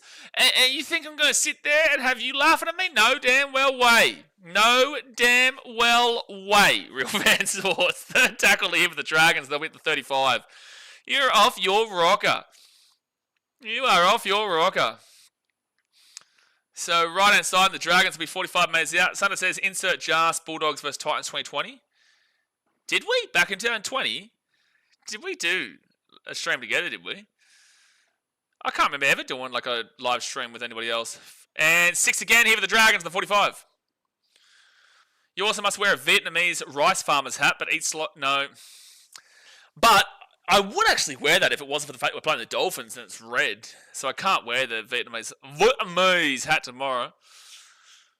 It would take a massive donation for me to wear that Vietnamese hat when it's red on a Dolphins and Titans game. The Dragons now, they'll be 15 metres out, third tackle. By the way, Zach, I wasn't actually like insulting you. You know I'm always happy to do a stream with you. Not tomorrow though. Not Titans game tomorrow. Dragons here. Tui Palotu. He's going to be 8 metres out from the line. 5 metres out now. Fourth tackle. 8 minutes to go the first half. 8 minutes to go. Clint Gutherson. He'll go right hand side to King Tagia. King Tagia off to Kyle Flanagan. And then Flanagan, we've taken down fifth tackle now. 11 metres out. So you guys collabed. It was like the first and last time. I don't feel like I did, but you might be right. I don't feel like I did, though. King Tongia. Jason Saab's away here. And Jason Saab gets tripped up at 35, but that was a bad pass from King Tongia. Straight to Saab, and now Manly are going to be on the attack because it's going to be Tommy Talau with a really quick play. He's away at the 40, the 35, the 30, the 28, and Manly are on the run here. Second tackle now, 28 metres away. And now Cherry Evans. Jay's a muppet, Real Fan Sports. Don't listen to him. Don't ask him what's good. Just tell him he's a muppet and move on. Simpkin gets it off here to Luke Brooks. Luke Brooks at the 20. Then off to Aaron Shuppy. Shupmeister, go Shuppy. Go Shuppy. That's my guy. Third tackle now 3 metres away. 3 metres away. Third tackle. That's Lee Hubawade off to Luke Brooks, then to Tom Trebojevic. Tom rolls it out to the right-hand side. He's still moving. Oh, that's going to be a try time, I think, for Jason Saab. I think Saab might score here because Tom Trebojevic throws his ball at the back. They're going to call this a try, I reckon. Yep, and they will. Because he throws the ball out the back, it hits the Dragons player and goes forward, and then it's a battle between Leilua and Saab. I was surprised Saab didn't look like he was full on going for the ball, but he does, I think, get there first and puts it down, so it's a try time for Manly. Try time for Manly. And we're definitely not streaming Titans game next week, Real Fern Sports, that's for sure. We're not doing a collaboration stream for that game. No way. No way. You just let me suffer in peace, all right? Yeah, that's just going to be dropped out the back there by Tuipolotu, and then Saab chasing it through with Leilua. No, it's not Leilua, sorry. Who's the number 15 for the Dragons? Number 15 for the Dragons is... Oh, it is Luciano Leilua. No, I was right. 22-6 here with the kit to come. 6 minutes to go here at the first half. Unfortunate there for Tuipolotu. I'm surprised Saab still got this ball. No, he's knocked out. Oh! This is close, actually. Yeah, make of that what you will. I think you might still see that as a try. Does his hand stay in contact? I don't know. I think his thumb is still connected with the ball there. I think his thumb is still on the ball the whole time. Yeah, the fingers stay on it. Yeah, it's a try. Oh! Well, that angle just then showed that it's a try. That angle just then... This angle doesn't look great, but the other angle looks like a try. Yeah. Yeah, but the other angle shows that his hand was on it. The other angle showed... Why are you only looking at this angle, Bunker? The other angle showed that his hand was connected to the ball. Okay. Anyway, no try here for Manly. Got to really question that, however, because the angle from the other side suggested that his fingers were still on top of the ball. Anyway, that's 2 tries now for Manly that have been taken off them that have been extremely controversial. The first try was one where the referee literally ignored the touchy, and when he said the ball touched the line, which would have been gone up as a try to the bunker, and then the bunker wouldn't have overruled it. And but Adam G ignored him. That one there, it's like that angle there wasn't great, but the other angle showed his finger still on it. Like, it's bunker does not want Manly to win. I think they're Roosters fans. They probably don't mind them winning, just not winning by a lot, because that's 2 tries that have been controversially taken away from Manly in this game. 4 tackle now at 35, and it's like a lot of Dragons fans are going to be like, it's obvious that he loses the ball. It's like that angle there looked okay, sure, but on the other angle, all you needed was his fingers to still be on top of the ball, and it would have been a try. Anyway, the Dragons are at the 20 on 5th tackle. Luciano Leilua offloads it at the back. Flanagan, and then he's just going to get taken down to the 25. That was poor. Not a Titans game, that's when the real passion comes out. You're right. You are right. So Tolotau Koala has headed straight up the sheds. It was his left knee. He was able to at least walk off, but he was able to put some weight on it, which was good. So Manly now will get his ball to the 40 on first tackle. 5.5 minutes to go here the first half. Luke Brooks off to Ben Trebojevic, and he's going to bring this ball to the 50 on second tackle. I still am surprised Manly have had 2 tries taken away from him. Luke Brooks, Jake Simpkin with a great run to the 25. Huge run, third tackle. Third tackle. Now Luke Brooks off to Caleb Navali. Caleb Navali to Cherry Evans. Cherry Evans underneath to Corey Waddle. And wrong pass there, but they'll be 20 metres out. Michael Paul says go Melbourne. Yeah, Melbourne not playing here today, Michael. Or he did play and they lost by 30. So not a great week to be Melbourne. Luke Brooks, Tom Trebojevic gives it off here to Aaron Schupmeister. He's 3 metres out, fit tackle. 3 metres out. They roll it back to Ben Trebojevic. He goes for a shot. What on earth is Ben Trebojevic doing there? That was horrific. That was absolutely horrific from Ben Trebojevic. Manly's 5th play options today have been horrific.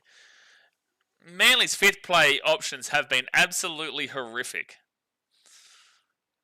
Absolutely horrific. So Dragons get the ball now at the 10. 4 minutes 20 to go first half. And Dragons knock the ball on. So Manly get the ball to 13. Oh no. Bricks by Thomas says, will AJ break the record against the Chooks? Well, if the Dolphins lose the Titans tomorrow, then you'd probably say so, yeah. Because the Roosters probably take out a lot of their starters, if not all of their team, and the Rabbitohs will play their full strength, and Alex Johnson only needs 2 tries to tie it, 3 tries to break it. I could see a hat trick against a, B/C team, Sydney Roosters. but we'll wait and see. All right, Luke Brooks, Ethan Bullimore, and he'll get this ball to the 10. First tackle, 3.5 to go. Oh, that's a strip. That is a strip from Damien Cook. Oh, this game's a schmozzle. Oh, my gosh. This game is a dead set schmozzle. So Dragons will get this ball to the 20. Still think the Sharks will beat the Dogs. Yeah, well, the Dogs are probably going to rest their entire team, and the Sharks are playing for a top 4 spot. So I do think the Sharks win quite convincingly, actually, in that game. All right. Oh, Luciano Lewis slips over, but it's fine. Damien Cook now to David Clemmer. Bricks by Thomas says, think he should match it at least, but not sure he will beat it. Well, if it's against the Roosters with all their players out, then you could definitely see him beating it. A hat trick against the second team is not out of the equation. Fit tackle now, 38 metres out. But if it's against a full-strength Roosters team, you'd assume that he probably won't even... I don't even know if he scores twice to tie it. All right, Manly now at the 15. Tom Trbojevic. I think Manly have been really harshly done by in this first half, eh? Like, I think they've been really harshly crucified by the referees in this game so far. Lehigh Pawada gets his ball to the 20 on second tackle. Mainly by the bunker. Oh, well, I wouldn't even blame the bunker for the first one, but I'd definitely blame him for the second one. Manly, Luke Brooks. He'll run at the 28 on third tackle.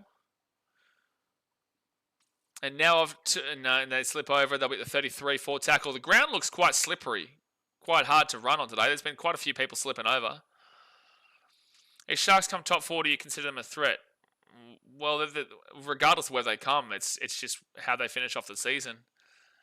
I tip the Sharks pre-season as the winners of the competition. They've been disappointing, but wherever they finish, I know what type of team they are, so I think that they're a threat if they click, but I don't know if they click.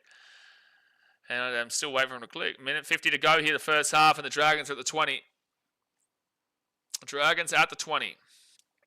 Now Tyrell Sloan, he'll bring it out to the 25 on second tackle. Yeah, Manly need all the points they can get, and they've been really slapped by the bunker today. Third tackle here at the 35. Minute and a half to go. Still think there's plenty of points in this second half to come, though. And Damien Cook will be at the 50 on fourth tackle. Minute 20 left. Off to Hame Sele, and Hame Sele will be 40 metres out, fifth tackle. To be fair, the Dragons' only try did come off of that breakaway at the halfway point. Tom Trbojevic will get the ball, and it'll get taken down to the 15. Okay, 1 minute to go. Dragons are missing Fatmanu Brown. Yeah, don't know if they're missing too much of Fatmanu Brown here, Mitchell. Not sure if that's the answer. Not sure if that's the answer at all, but thank you for the opinion. Second tackler at the 22, and Tommy Talau, Cherry Evans, and Tofofo Sipley to the 30.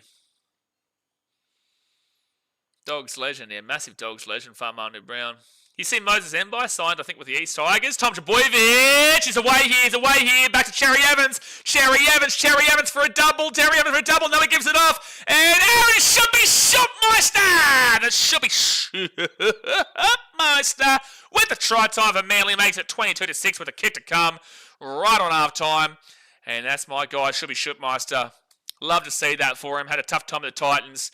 Goes down to Manly. Hasn't really been able to get too much of a spot there. Had a great time at the Dogs before he obviously went away. And really happy for him to get a try in this game here. Should be Schupmeister. Yeah, Tommy Trbojevic is too good of a run there. And then Cherry Evans doesn't have the pace for it. He's at the 30 to 25. He would have got taken down. But should be Schupmeister. Will score in the corner. He nearly made a bit of a meal of it too, but he does score. Lagan says, Dogs legend Aaron should be Schupmeister. That's the man right there. Mate, you guys said, you guys told him to eat a dick. What are you talking about? you guys said, but he's a massive Dogs. He's a huge Dogs fan. He loves a bit of Belmore action. He said that to me on multiple occasions. You know, Belmore is the greatest stadium to play at. You know, as the home team. But you guys kind of just told him to go screw himself, really. Vassman says, could see the Sharks play Panthers in the semi-prelim, not prelim, and get canned 30 to the 16 or something. The Sharks won't play the Panthers in the prelim. Well, I guess maybe, but they would take a really hard line. Like Sharks would have to play. The Sharks would have to make the top 4 for that to happen, and then they would have to win the first week of the finals to get that home final at Accor Stadium in week 3. And the Panthers would have to do it the hard way by beating 3 teams to get there, and it would have to line up that they play on that. Like that's a really difficult thing to see. Unless the Sharks make top 4, lose the Raiders first week, and then maybe. But Sherry Evans will miss the kick. So it will be 22-6 at half time, and I think Manly have been quite unlucky to actually not be up by even more. I think they've had one definite try that was taken away from them because of Adam G ignoring his touchy, and the second one was controversial because I did think his hands were still on the ball, but his fingers were still on the ball, which would have constituted still a try. But either way, Manly are still up 22-6, which is a 16-point swing. They're on +4, which now they're on +20, which is still 82 points behind the Sydney Roosters. It's still 82 points behind them, and they still need the Rabbitohs to win next week. So it'll be super interesting to see if Manly can go on with this and get some more points on the board to make that even a little bit intriguing. But right now, I still think it's near on impossible for them to make the 8. But let's get into the stats here at halftime, guys. Hit that thumbs up button and subscribe. We are halfway through the day. We've got the second half of this Dragons-Manly game. Then we have a big one between the Cowboys and the Broncos to finish it all up. Now, the possession, 45% for the Dragons, 55% there for Manly. They've had more possession of the ball. They have been the better team so far. Time possession is 15 minutes and 36 seconds for Manly, 12 minutes and 24 seconds for the Dragons. That's 27 minutes. That's basically 28 minutes. It's okay. It's okay for time possession. It's not too bad. It's at least getting towards the 30-minute mark. Now, completion rate, you want to be seeing at least 80% as a marker, and neither one of these teams have got there. The Dragons, pitiful, 68%. That's 13 from 19. They are not completing their sets. It is not good enough. They're not at 80%. They're not even at 70%. They're at 68%. And then Manly, they're at 75% with 18 from 24. It's not great. It's not awful. It's getting close to the bad category, but it's not at the marker of 80%. So there's still 5% underneath that with 6 incomplete sets. So both teams not completing perfectly. Then you get the runs. 90 runs for St. George at 781 run meters. So they're about 119 meters behind the 10 meters on average per run that you look for. Whilst Manly, they are above 10 meters on average per run. They're at 105 runs. Now 108 runs for 1,124 meters. That is huge.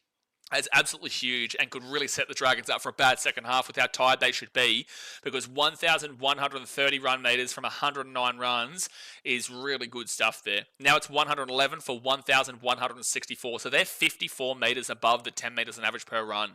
Right, so it's unfair to equal out St. George with an extra 22 runs for 10 metres on average per run, because they are 130 metres behind that now, 769 to 89. They are about 120 metres behind the 10 metres on average per run. But if you want to give them an unfair metric to just try and equal it out to give you how big the gap is still, an extra 240 runs now, 240 run metres now, because it's 89 to 113. Extra 240 would be 869, 969, about 1,009 metres the Dragons would be on with that unfair metric. Manly is still up by over 200 metres. They're still on 1,212 from 113. So even with an unfair metric of the Dragons getting 10 metres on average per run, which they're not averaging right now, they would still be over 200 run metres behind Manly. Right this very second, they are 450 odd run metres behind Manly.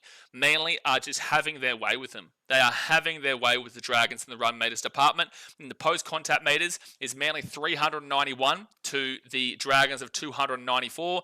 Difficult metric to read, but Manly would still be an advantage even if you try to equate it. So Manly are killing them in regards to the run metres on post and also just general metres.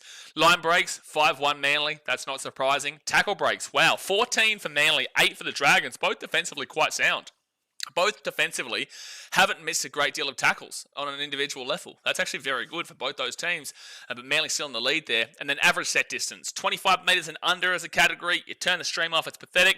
25 to 30 is disgusting. 30 to 35 is underwhelming. 35 to 40 is average, hitting the marker. 40 to 45 is great. 45 to 50 is fantastic, and 50 plus is basically perfect. The Dragons are at least still getting 40.5. So they're still getting a good amount of metres, a great amount of metres on their average set. They're still above the 40% marker of a great category. It's on the extreme low end, but the Dragons aren't doing bad in regards to their average sets at 40.5. But Manly are a whopping 10 metres above them in the perfect category of 50.5. They've hit the 50 threshold and they're above it by 0.5. That's really, really top tier stuff. Manly are getting easy meters. They are making meters on every single set. They've gone into the brilliant category, which is basically a perfect first half on a meters department. Their meters have been fantastic. Their post contact's been fantastic, and their average set distance is incredible.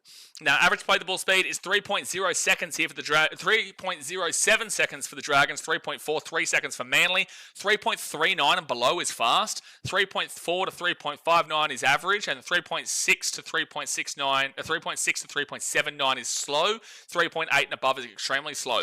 Now, the Dragons are in the extremely fast category. They're now at 3.04 seconds. They're close to going under the 3-second category. Again, fast is 3.39 and below. They're at 3.04. So that's extremely fast. Now it's 3.08. That's extremely fast. Anything under 3.20 is extremely fast. So, 3.19. Now it's 3.03. They are incredibly fast with this play the ball. And then Manly, they're in the average category of 3.43 seconds. They're taking a little bit more time to play the ball, but they are getting more meters from it. So now the Dragons are under 3 seconds. At 2.98 seconds. The Dragons are playing the ball at ridiculous speeds. 2.98 seconds is incredible. Extremely fast the Dragons. Average for Manly there. Offloads, that's not a bad average, it's just an average. Offloads is 6 for the Dragons, 3 for Manly. So Dragons getting the ball away a little bit more. Now, kick defusal is 50% for the Dragons, 0% for Manly. And then on an effective tackle percentage, like I said, this was going to be very good from those tackle break statistics. 85% and below is disgusting. 85% to 88% is underwhelming. 88% to 90% is hitting the marker, and 90% and above is incredible. Both teams have hit 90% here, which is really good stuff. But this is on an effective tackle percentage, not as a collective team defensive statistic, because the Dragons defensively actually have been really bad today. But on an individual tackle percentage, they're doing really well in making the tackles when they can make the tackles, but they are just completely missing players for massive line breaks, which is why the tackle stat isn't being included as a missed tackle, because they're not even making an attempt at the tackle realistically, because the gap is too big. So that's why it's a very difficult thing to look at when you see the Dragons are at 93.09%, which is incredible. That's an incredible effective tackle percentage. But again, it's not a collective. It's just on an individual level. So they're making their tackles when they need to. 93.09%, 229 tackles, 14 missed tackles, and 3 ineffective. The average missed tackles in a half would be 15 to 17. They're 1 below the lowest of the averages there, so they're in a really good missed tackles. They're not missing great. It's just that they're making too much of a hole to not even miss the tackle. So I just need to really emphasize that. Then 3 ineffective tackles. The average is 6 to 7 ineffective. They're 3 underneath that. So at least when they're making the tackles, they are making them, and they're just not letting them go. But again, collectively, there's too much space here on this Dragons defense. Now for Manly, they're at 90.96%, which is also very, very good. That's still 2% or so below the Dragons, but it's very, very good here. 161 tackles made for only 8 missed tackles and 8 ineffective. So the ineffective is bumping up there. It's above the average by 1. 7 is the higher of the average there. They're on 8, so they are making a few ineffective tackles. But the missed tackles is incredible. 8 missed tackles is 7 less than the lowest of the 15 to 17 average. 8 missed tackles is incredible. So 16 bad tackles for the Manly Seagulls in the first half. 17 bad tackles for the Dragons, but they've also made over 60, nearly 70 more tackles made, which is why that percentage rises, because they've had to make more, which makes it a lot more understandable they're on the miss and the ineffective. So both teams defending really well here. Individual statistically wise, collectively, Manly been pretty good, but the Dragons not so much as a collective. Now, negative play. Wow, both these teams are getting it up there. 4 and below is great. 5-6 is average. 7 and above is bad. Both teams are at 7. 7 for the Dragons and 7 for Manly. They are both making plenty of errors here. That is not good. They are not making a great deal of completed sets, and they're making plenty of errors. So that is huge, but they are both on the same category there of 7. Then you got penalties conceded, which is 3-1 against the Dragons. It's still not awful from the Dragons. Like, you wouldn't want to be seeing 4 and above, but 3 is not too bad. 1 is very good for Manly. So both teams have been relatively disciplined in that first half. The Dragons just given away a few more. And then ruck infringements is 2-1 against Manly. So 3 bad plays there from Manly, 4 bad plays there from the Dragons. It's pretty similar, but ultimately the discipline's not been too bad. It's just been the errors that are killing both these teams in a lot of departments. Again, I would say that Manly have had 2 harshly criticised tries that have gone up for no tries. I'd be okay more so with the second one than the first one. The first one, I'm going to disagree with based on what the touchy said, but the second one, I'm like 60-40. It's a try based off of the other angle, but I'm not too upset overall. I just think I didn't give it too much credit for the other angle, showing that his fingers might have still been on the ball. But overall, Manly are up 22-6. They need to win by a lot more than this if they want to keep themselves in that hunt for the finals. And they still need the Rabbitohs to beat the Roosters next week. But overall, Manly are dominating this game. Overall, Manly are just dominating this game in regards to the majority of these statistics. And the Dragons do look like they're limping towards the finals line, which is what I said in that last game. So, yeah, that's the halftime stats. Dasmate says the club told him to eat a dick, the fans didn't. That's a valid point. That is a valid point. Mitchell says Mbai, not the player the Dragons could use.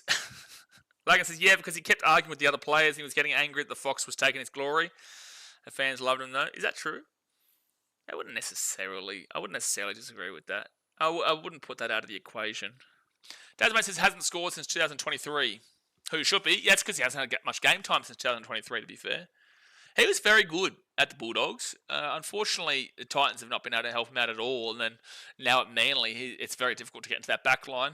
Tolutau Koala had to, unfortunately, get injured for him to actually get into the back line today, because otherwise he would normally come on as a bit of a back rower later on in the game when he's playing that 14. Vasma says, yeah, but I meant like we will play them or someone else and lose by a bit. Panthers game's hard to read. I don't know. I don't know if the Sharks get done over like you think. Panthers are a very difficult team to read right now in a lot of ways. I think that the Sharks get done over probably by the Bulldogs. I think they get done over by the Storm. I think they get done over by Raiders. Even though it's an interesting game, because that's a rivalry game, that. Those two teams hate each other based off of 2016 kind of times. And they are also closest in location to each other, I guess. And then, who else? I think the Sharks probably beat the Bronx. I think the Sharks Roosters would be interesting, but I'd probably take the Sharks in that game. Sharks Dolphins, if they were to get in, I'd take the Sharks, and I'd take the Sharks over Manly if they had a miracle. But Panthers is probably my most unknown thought process of if the Sharks could beat them or not. I really don't know who I'd tip in that game. That'd be a really hard one. Saul says over under 54 points. I would have over. I think there's plenty more points to come in this game.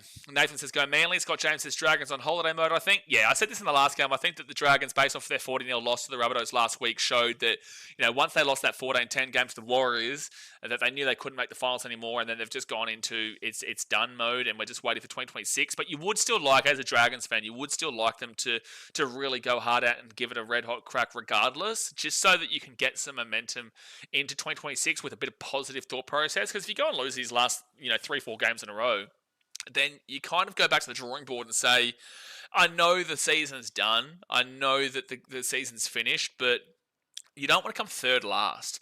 The Dragons could still come a relatively respectable position of 11th.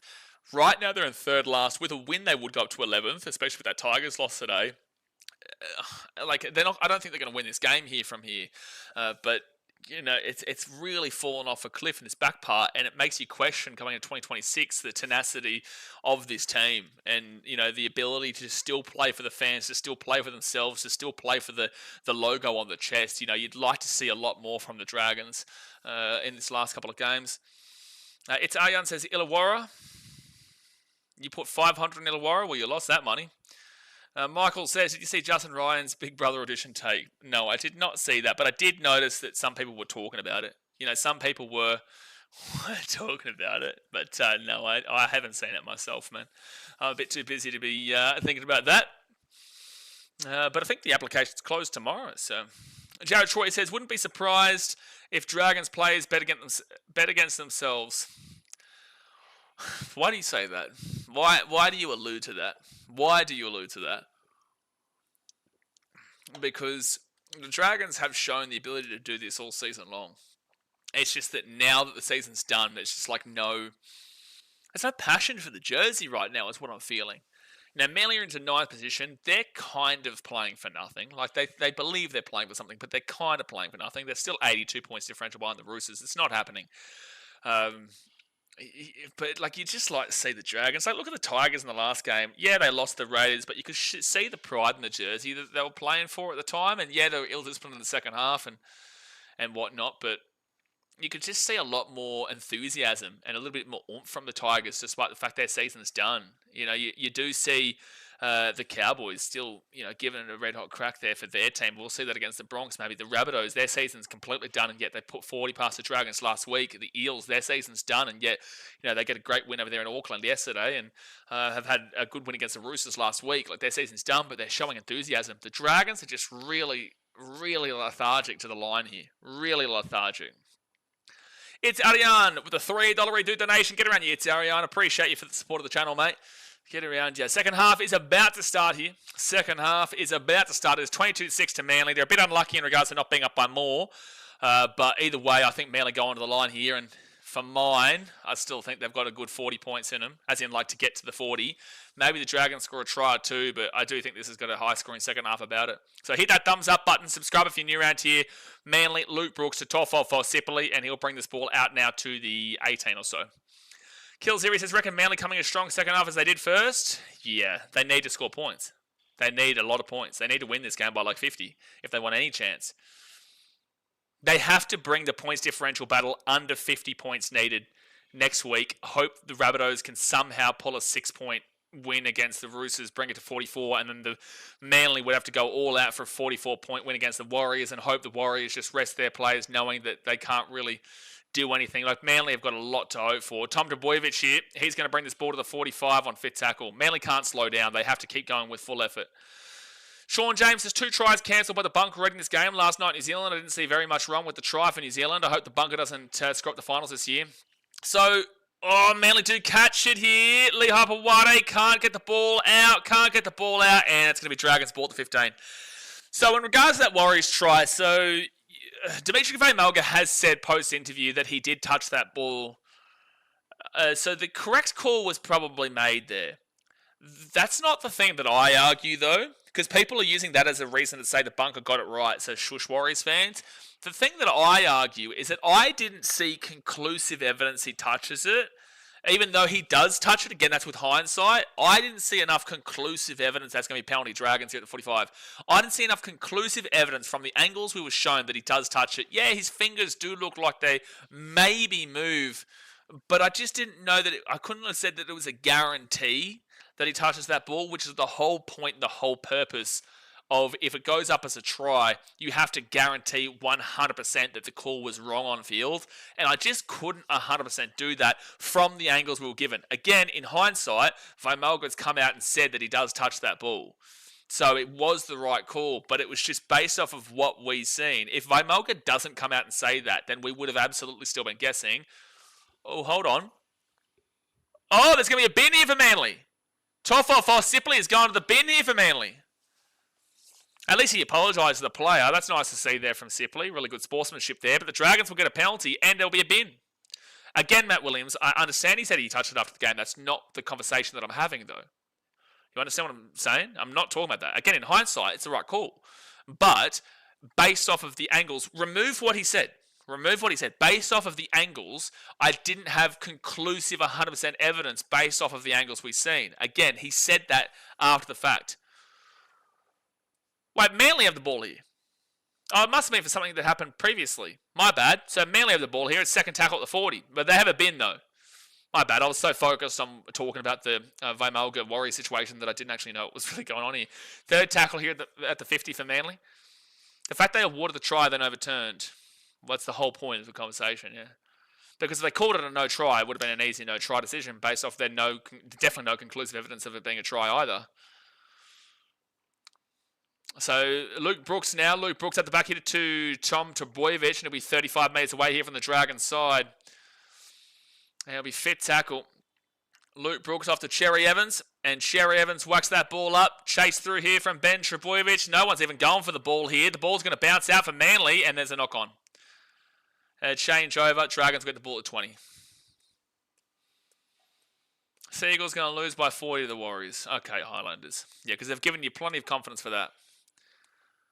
Killziri says, you were the first person to be able to pronounce my artist name. I'll forever be on this channel. You're the man. Appreciate you, bro. I think the reason why I probably get it right comparatively to others is because Bronson Seri. So I know how Bronson Seri's name is relatively pronounced with the Xerri. So I think that gives me a bit of a helping hand to pronouncing that comparatively to other people who probably say that. Because what do the other people say? Kill Xerri?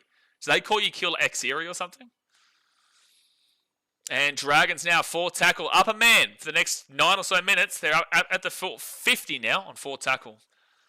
Game is probably the score. I do think Manly still have a few points left in them. I think the Dragons can still score a couple too. Dragons are away here. And taking down to the 30 on 5th tackle. I think there's still plenty of points left in this one. Both defenses are very much how you going. And Dragons to about the 15, and then for some reason my game's going to freeze, but now it's back, and Tommy Talau will grab this ball at 20. What do I think the score for the Dragons Panthers will be? I have no idea. I need to see the team list for that one. That's next week. There's plenty of games to go this week before we can start thinking about next week's games, man, especially when we're currently watching the Dragons in a game as we speak.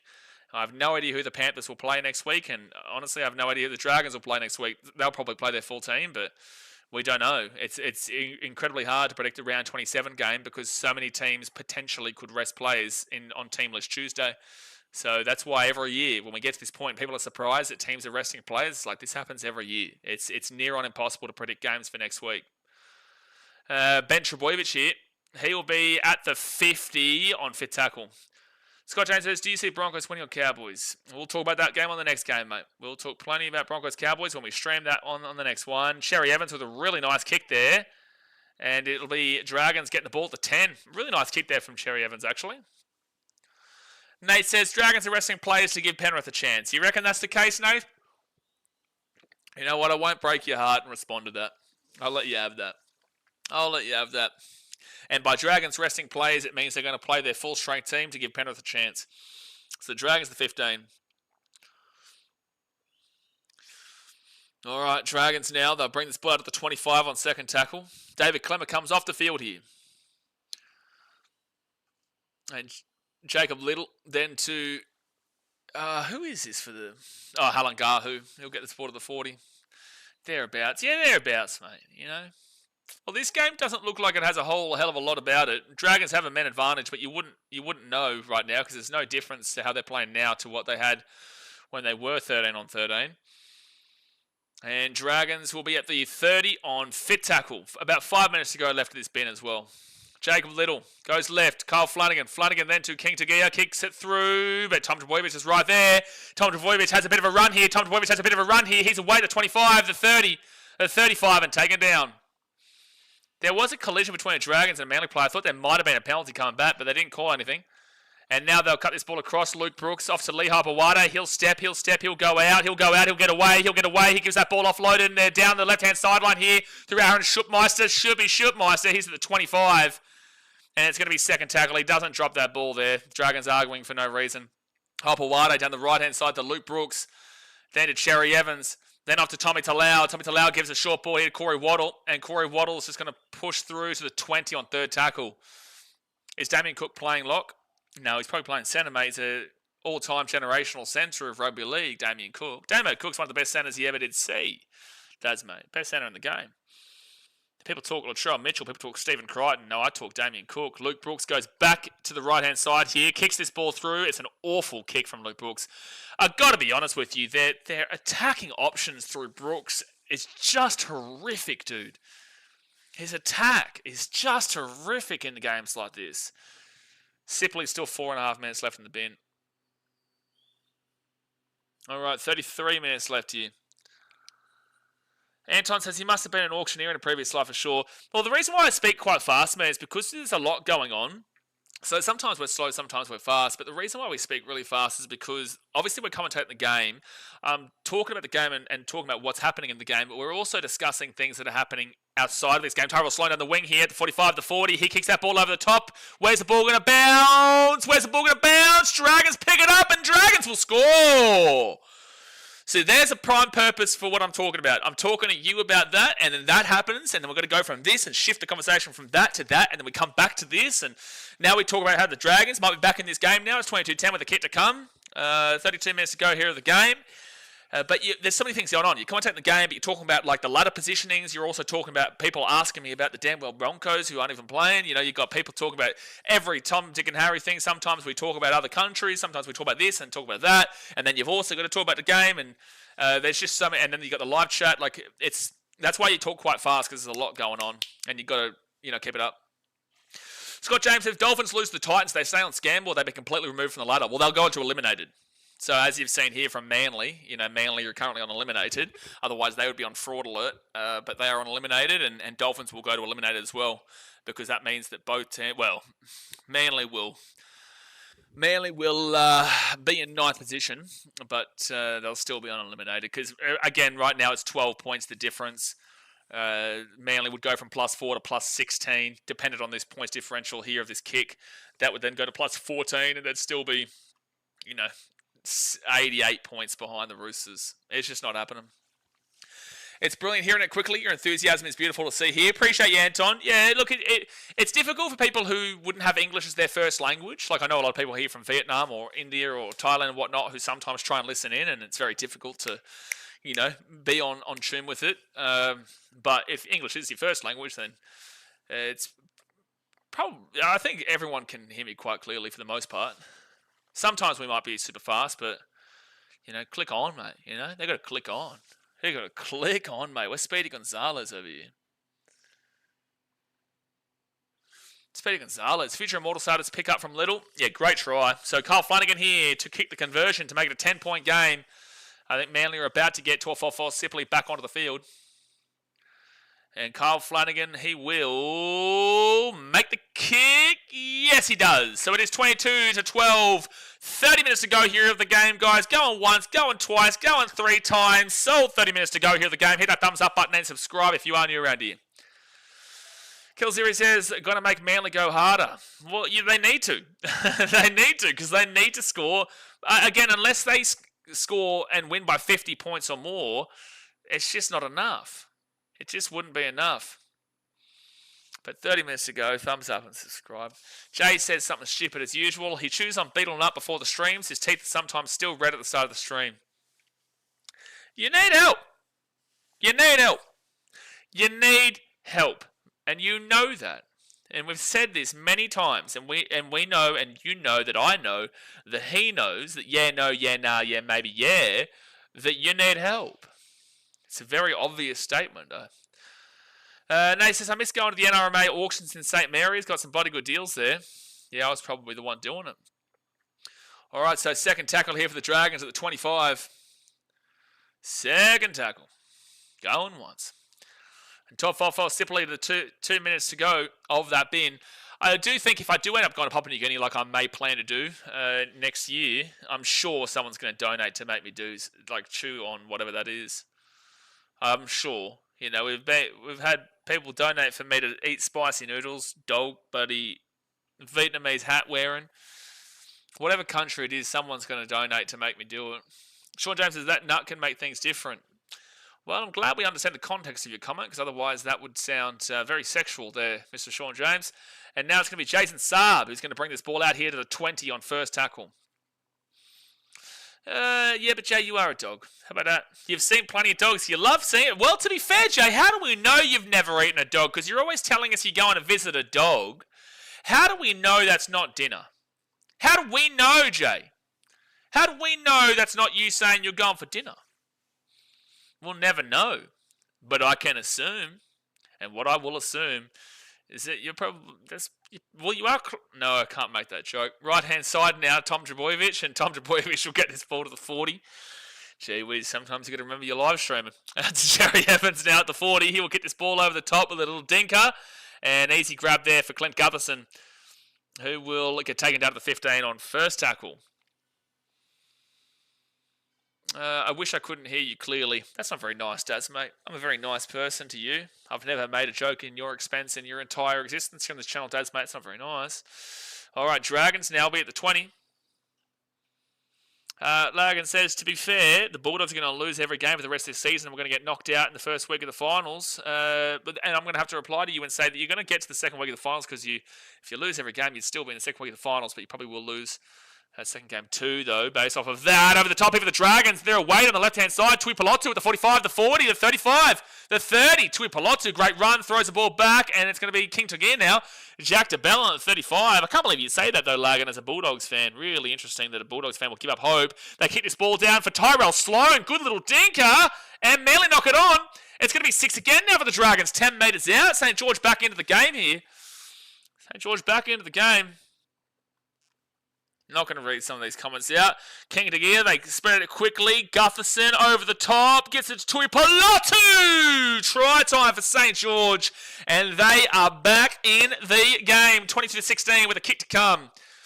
22-16 with a kick to come. And Manly, since that bin, have just fallen off a cliff. Oh boy. Manly, you might be officially eliminated if this score keeps going the way that it is. Might be officially gone. So that kick was nice there for Tyrell Sloan to get on top of, but Luke Brooks grabs it, drops it. Dragons get it, then get tackled, and then they just spread the ball out left, and Tuipulotu does score in a corner. Dragons just don't do this merely. They're doing it right now. They're doing it right now. Doing it right now. Jay says, do it, Manly. Manly doing it, Jay.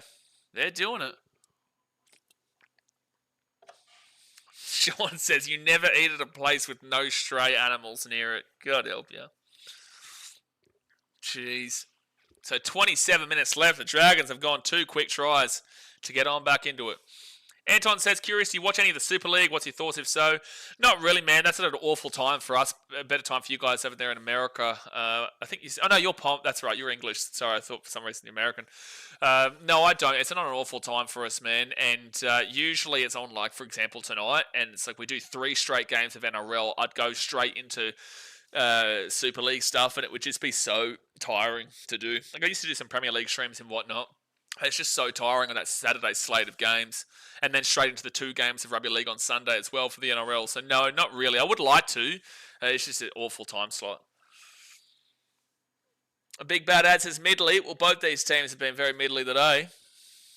Been very middly today, both these teams. Well, Manly seeming like they definitely don't care about making finals. Or even have a chance of finals. Because now their points differential is plus 10. But if he gets his kick, it'll be plus 8. Broncos, Cowboys, I'm looking forward to that. Please be a good game. Please be a good game. Please. Please, please, please, please, please. If there was ever a chance for an upset today, it would have been that one. And Flanagan will get the kick. Yes, he does. Over the post. And it is a 4-point game. 22-18. Dragons right back into it. Right back into it. Manly will kick this ball off. And they're under pressure right now. Under plenty of pressure. Oh, they're talking to Reece Walsh down there in the corner right now. Brent Tate, Cowboys legend. Manly have taken a long time to get back for this half kickoff. Sipon says, biggest frauds that ever did fraud, the old Manly. I don't know if they're the biggest frauds that ever did fraud, but they're pretty close to it. You know, they're a top 4 team for me pre-season. I had them in 4th, and they're in 10th right now. They probably won't drop below 10th this season. But that's a pretty big fraud drop-off. Everyone else, like the Sharks have dropped from 1st place pre-season prediction to 6th, but potentially could go into 4th.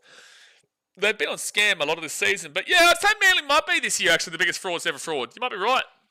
I might have to give you that one. I think that might be the biggest frauds ever did fraud. And now left-hand side, Dragons, Fianay to the 25 on 3rd tackle. Lagan says, Seabold 100% out the door come next year. Yeah, I think you have to wait for next year. There's too many coaches going right now for the Manly to make such a bold manoeuvre, but I definitely think it's on the horizon. Jack DeBellin out the back now to Kyle Flanagan. Flanagan here to Halangahu. No, Jaden Sewer, sorry. And Jaden Sewer will be at the 45 fit tackle. Big Bad Ad says, kind of hoping for a Cowboys upset tonight. I think there's a shout. I'm going to tip it just because I think it's the only upset we could probably see today. This is the $1.90 a piece. There's no real upset here. But I think the Cowboys are the biggest potential upset of the day, and I don't think the Broncos are as guaranteed as Broncos fans will try to make you believe. Lee Harper-Wada, he'll push away from a couple, and then he'll bring it out to the 45 on 2nd tackle. Saul says, are you a fan of the Big Four sports? Well, Big Four sports is American terminology. Let's just really emphasize that here. But in America, yeah, I love the American sports. So Cherry Evans, Because if you're talking like big four sports, then you'd have to add in cricket for the Asian region. That would probably be number one with their population over there, and stuff like that. But it's very American terminology to say the big four sports. But yeah, I love my NFL, my baseball. I'm wearing a Cubs shirt right now, mate. I'm wearing my Chicago Cubs shirt right now. And they'll kick this ball up in Manly. But Gutho grabs it at the 10. It's going to be first down for Dragons at their own 10. Swap deal, Adam O'Brien and Seabold. Seb Watson, I didn't think that there'd possibly be a trade that could make both teams projectile vomit more than that. I don't think there is. I think that is the most projectile vomit trade we could ever see in the history of rugby league. So third tackle now at the 25. It's also in the US at least. Now, in the US, it is correct, but it's very... Are you you're American, Saul? Because I'm pretty certain I've picked that out immediately from that terminology. But in America, obviously they're the big four sports: the NHL, the NBA, Major League Baseball, and the NFL. Looking forward to the NFL starting up next week, though. So they'll kick this ball down to the corner where it'll be Jason Saab at the 20, brings it out to the 25, then to the 30, now to the 35, and it'll be first tackle. 23 minutes to go here. Got to add chess to the big four. Chess, I'm not including it as a sport, mate. So give it off to Tommy Talau. The thing is, though, is that it's very debatable. Some people consider sports, like some people will consider motorsports as a sport, and some people won't consider car racing as a sport. I would, but I can understand why people will flip and flop between them. Third tackle off to Jazz Tavanga. Tavanga then off to Cherry Evans. Cherry Evans underneath to Tommy Talau. Tommy Talau will cut it across here to the 40, then to the 35, to the 30. Great run there from Tommy Talau. Could he get it offload? He does. Gets it off to Simpkin. Simpkin to Luke Brooks. Luke Brooks to Ben Trebojevic. He's going to find a little bit of a hole there. It'll be 20 metres out for tackle. Scoreboard cooked. I'll refresh it in a second, Jay. Simpkin, Jazz Tavanga back on the inside. 12-5 Sipley. Fit tackle. 10 metres away from Manly. The last two tries have come from St. George. Can Manly get themselves back into a big position? Yes, they can. Corey Waddle with a score under the post. Really nice pass there from Cherry Evans. Short ball. Corey Waddle just cuts it on in. It's going to be 26-18 with the kit to come. And it's going to be 28-18 any moment now. Now let's refresh this score because apparently it is cooked, as Jay has said. And now it is not cooked. And it's just updated to 26-18 Manly. Yes, sir. Cricket is chess on grass, absolute hero of a sport. I definitely respect what chess is, but I wouldn't consider it a sport. Lee Shepard said, this is not live. It is currently 22-18. Hi, mate. We are live. We have updated the score. It has come through. It is 26-18. It's about to be 28-18. So you're not live, Lee. How about that one, Lee? How about I throw it right back at you, Mr. 1869? Were you born in 1869? Because you're not live. It is 26-18 right now, not 22-18. How about that one, Mr. Live? Saul says, Mexican actually. Just love all sports in the US. Love soccer. Just too many leagues. Pretty confusing. Mate, if you're a sports fan, if you love just sport in general and what sport means, then your life is going to be consumed by sport. Like me, I watch my Cubbies. I watch my Chicago Bulls. I watch the Detroit Lions. I watch the Chicago Blackhawks. I've got my Premier League, you got your NRL, you got your AFL, you got your cricket, you got everything, man. Like, my life is consumed by sport. And that's why it's good that I'm traveling this year around the world, because I'm still able to do this and still able to watch my sports whilst just enjoying the world. All right, so 21 minutes to go here of the game. It's 28-18 Manly. And I think Luke Brooks has been caught up there for an incident. He's on report. Says, are you calling the Cowboys-Broncos game? I'm going to give you a bit of advice here, and I'm going to tell you that we stream every single game. So I'm not going to just do the Broncos-Cowboys game. How about this? I'll double you down, and I'll say I'm doing both games tomorrow, and then all 8 games next week, and then guess what? Every game of rugby league, 'cause that's what we do here. All right, Manly, we'll get this ball here at the 5, and there's 20 minutes to go here of the game. Hit that thumbs up button, subscribe, and even Seb Watson says, hit the like, you flogs. He's called you flogs, so you better show him and hit the like. Otherwise, apparently you are a flog in Seb Watson's belief. Second tackle here for Manly at the 22. Sean says, DCE is making the Chooks happy this week. He can still play and score tries. And penalty to Manly. Penalty, Manly. So who was asking about the over and under? I think it's pretty clearly going to go the over here. I think the over and under was like 47.5, 48.5. It's currently at 30, 38, 46. One more try in the last 20 minutes here with both these defenses. I'm thinking we can still see 4 tries left. Probably 3, not 4. But they will penalise the Dragons here, and Manly, you need to score like 40 unanswered points if you want me to take you off eliminated. You got it. Davo says, I saw something recently about tourism down a lot in Thailand. Yeah, they predicted 54 million tourists over the year. They're currently at just under 20 mil so far. Would you say the cost of living has a great deal to do with it? Thailand's interesting because Thailand, their tourism is heavily dependent on partying, and they're trying to adjust that. So it's like, it's weird because their tourism is dependent on a lot of sex tourism. That's a fact. Also, the allowance of weed, which they're cancelling out, and a lot of just partying. And they're trying to change it. So I'm not surprised. Thailand's not a dangerous country. Just don't mess around there. But it's not a dangerous. It's a really fun country. But I just feel like, people are finding it difficult to be able to get the money to travel, even though traveling is really cheap in those parts of the world. But Thailand is getting more expensive too. It's not as cheap as it once was. Vietnam is way cheaper than Thailand. Take that from someone who was in Thailand a couple of months ago and is now in Vietnam. And I've been in both for a couple of months. So Luke Brooks, right-hand side to Cherry Evans. Cherry Evans steps onto the inside. He's 20 metres out. He will get the offload away to Jake Simpkin. Simpkin then to Jazz Tavanga. And that's a 4 pass. Yep, that's a 4 pass from Manly. Good work there, Jazz Tavanga. That was stupid. Ellie's Adventure Vlog says Dragons men's team sucked this year. Well, there's not much of a difference to recent years either. Kills Series was over 46 for me. Well, they're at 46 now. There's 19.5 minutes and they'll get over that. Anton says, cricket is better than NRL, better than AFL in that order for my top 3 sports. I disagree personally. Fun fact, and Australians will call me blasphemous and they might get the pitchforks out right now. They may get the pitchforks out, but no. I'm going to say that for me, NRL's number 1 there out of the 3. But then again, NRL's not at the same time. I really do love baseball too, though. But NRL's on at a different time to cricket, so maybe the pitchforks won't come out because they are 2 different season sports and they don't really compete with each other. Third tackler at the 35. They're 2 completely different games. Macca's Time. I'm in Thailand, retired here 4 years ago. Love your live footy. We get 3 NRL live games a week in my condo. Get around you.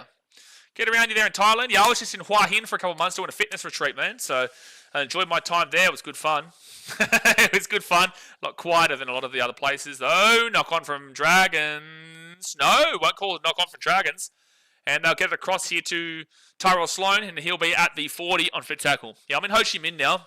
I may come to Thailand for a week and come back there to Bangkok, or might go down to Phuket or something like that. But we'll see. I have to do the visa run on Monday. Time to voyage now to the 15. Whereabouts in Thailand are you, Macca's Time? We have Sean, one of our guys here who watches the channel regularly, who's up there in Chiang Mai. Jakester says Titans need to sign Sandon Smith. Well, it's not out of the equation, is it, Jakester? We could sign anyone. We honestly could sign anyone. I'm not really going to complain right now. Third tackle. And it'll be a penalty to Manly. Third tackle, and it'll be a penalty to Manly.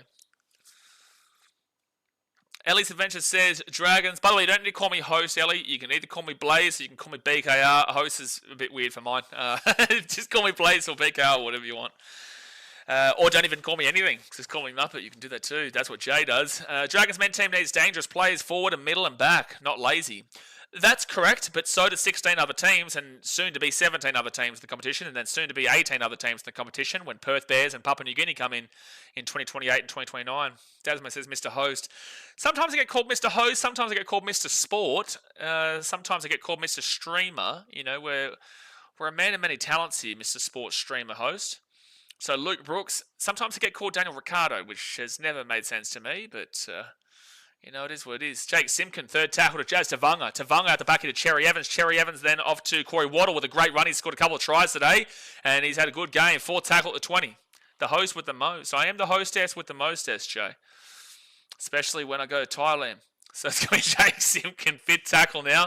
7 metres away. I've called him host. My name is not Jacob Host, lads. I am not Jacob Host. Kicks it through. No, drop out. Corey Waddle nearly had a hat-trick. Sometimes Mr. Sins. Do never get called Mr. Sins here, Leon. No. Don't ever get called Mr. Sins. I'm not related to Johnny. Leon says, NRL would be better if there wasn't as many ref and bunker blunders. Correct, but every sport has bad officiating. Mate, you become a baseball fan and you'll see pitches that get thrown to, you know, section Buddy Z at Wrigley Field, and yet they'll still say it's a strike. All right, so short drop out there from St. George, but Manly come up trumps with it with Tom Trebojevic to the 15. So first tackle, Manly, 28-18. If they score here, you'd probably say it's game over. That'll take it past the 13-plus range. Cherry Evans off to Luke Brooks at the 20. He'll get across to Ben Trebojevic, and Ben Trebojevic will be 7 metres out now, second tackle. Nate says, I've always called him host. Deary me. I am not Jacob Host. Does he still stream, I think, on Twitch or something, Jacob? I think he does, doesn't he? I don't know. Out to Cherry Evans. He'll cut that ball across to Jazz Tavanga. He'll get the offload away to 12-4-4 Sipley. And, Takiaho. And Takiaho is going to be 4 tackle, 3 metres out. Manly, if you score here, you're probably game over. Cherry Evans into the line. Try time for Manly. That's Tommy Talau through an ease. He just sliced it open like a beautiful medium rare steak. And it is Tommy Talau with the try time, 32-18 with the kit to come. And they get over the 50 points scored game marker with 15 minutes to go of the game. Marcus Times for Hua Hin. Yes, we go there every year for Songkran. It goes here in Jomtien for 2 weeks. Crazy. Lived in Hua Hin 2011 and 2016. Had a villa near Black Mountain Golf Course. Yeah, nice, man. Yeah, I loved Hua Hin. Don't think the beach was anything spectacular, but I did like the fact that Hua Hin was a mixture of, like, you could have the party if you wanted it at, like, you know, the clubs that I refer to, but like you could have the party there. But you could also completely stay away from the party if you really wanted to as well. And there's a lot of beautiful scenery around that area as well. It's a lot quieter than, say, a Bangkok or a Pattaya or a Phuket, Koh Samui kind of deal. So Watson says, plenty in here probably have well done steak. Hey, anyone who says they have well done steak in here, yeah, comment it so I can time you out. How about that? How about that, Seth Watson? How about anyone here who likes well done steak? I'm happy to time you out. And I've got to put this light on. Hold on. Got to turn this light on because it's starting to get cloudy here in Vietnam. There we go. How many points do Manly need to finish 8th? A lot. My answer to you is too much. There is too much. They're going to be 2 points short of the Roosters with a win here. Hold on. I'll give you the exact points differential once he gets his conversion. And he will get the conversion. So it's 34-18 and Manly with 14 minutes to go here. So that's 16 points gap. And Manly go from a whopping plus 4 points differential to a plus 20 points differential. They're flying. They're 2 points short of the Warriors right now. Issue is they're not competing with the Warriors. They're competing with the Roosters, who are plus 102. So they are back to being within 82 points differential of the Roosters. Now, the Roosters play one more game, and Manly play one more game. The Roosters play the Rabbitohs, and Manly play the Warriors. And we would need to see a 41-point swing between both those games for Manly to get in over the Roosters, which I highly doubt is going to be happening. 13 minutes and 46 seconds to go here of the game. You need Manly to honestly score another 34 points in the next 14 minutes if you want any chance. Dragons will get the short dropout. Short kick, so it will be Dragons ball hit 45. Scott James says, oh, that's right. Lagan says, used to love well done steak, but medium well is the new way to go. We'll see you in 5 minutes, Lagan. We'll see you in 5 minutes. You deserve it. You earned it. You earned it well, Lagan. You love a good timeout. You're a big fan of the timeout, and you've earned that one well and truly. I hope you earned that one and love that one as well as you did with your steak, because that is a disgrace. Don't ever call yourself Australian and say you like a well-done steak. It's a disgrace, lads. And like we've said before, if you have tomato sauce on a well-done steak, you're really tempting a blocked button. You're tempting a blocked button. If you put one comment just straight off, I like a well-done steak, tomato sauce, and if not, I like a Parma, then you're getting hidden. You're getting hidden from the channel because that's 3 disgraceful comments in one. We've had enough of it. Killzeri says I went 13 plus Raiders under 50 and 13 plus Manly over 46. Well, that's great. Can't wait for the 10% dono. Fit tackle now for the Dragons. They'll be 5 minutes out from the line. 12.5 minutes to go here of the game. 16-point lead for Manly. Dragons now out the back of Jack de Bellin. That 13 plus Manly's not over with yet. Jaden Sewer gets it across here to Tyrell Sloan. And Sloan will flick that ball all the way across now to Clint Gutherson. Gutherson at the 20. He will kick that ball through here. And, oh my gosh, it's bounced up here for the Dragons, but it will be a drop ball from the Dragons. And Manly get the ball at 10. MM says this is the NRL playoffs. So we call them finals over here. The finals are in 2 weeks' time. So this is round 26. Next week we have round 27. And then the week after is the first week of the finals. The teams in 5, 6, 7, and 8. 5 will play 8. 6 will play 7. Whoever wins goes through. Whoever loses goes out. first place fourth and second place third, whoever wins those two games will go through to the third week of the finals and skip the second week. Whoever loses will play the two winners of those bottom four of the top 8 matchups, and then it's knockout from there on out. So if you make top 4 and you lose first week, you still have another chance. I don't think Jason Saab touches that ball there. Oh, they do say it touches his right arm. Okay, well, I said it's knock on. So it's going to be Dragons ball here at the 10. I didn't see it, but anyway, we're not really focused too heavily on the game right now. It's pretty much game over with 12 minutes to go.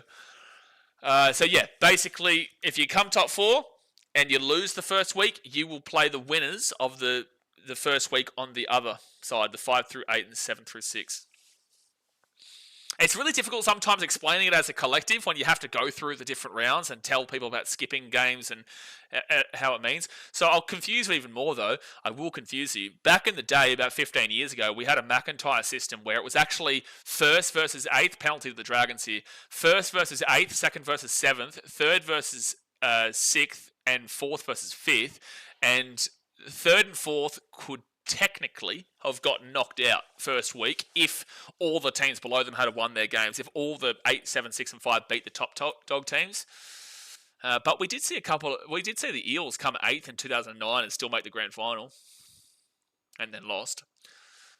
But fun fact for you, no team outside the top 4 has ever won the NRL. In the AFL, the Western Bulldogs won from 7th position in 2016, but no team in the NRL has ever won from outside the top 4.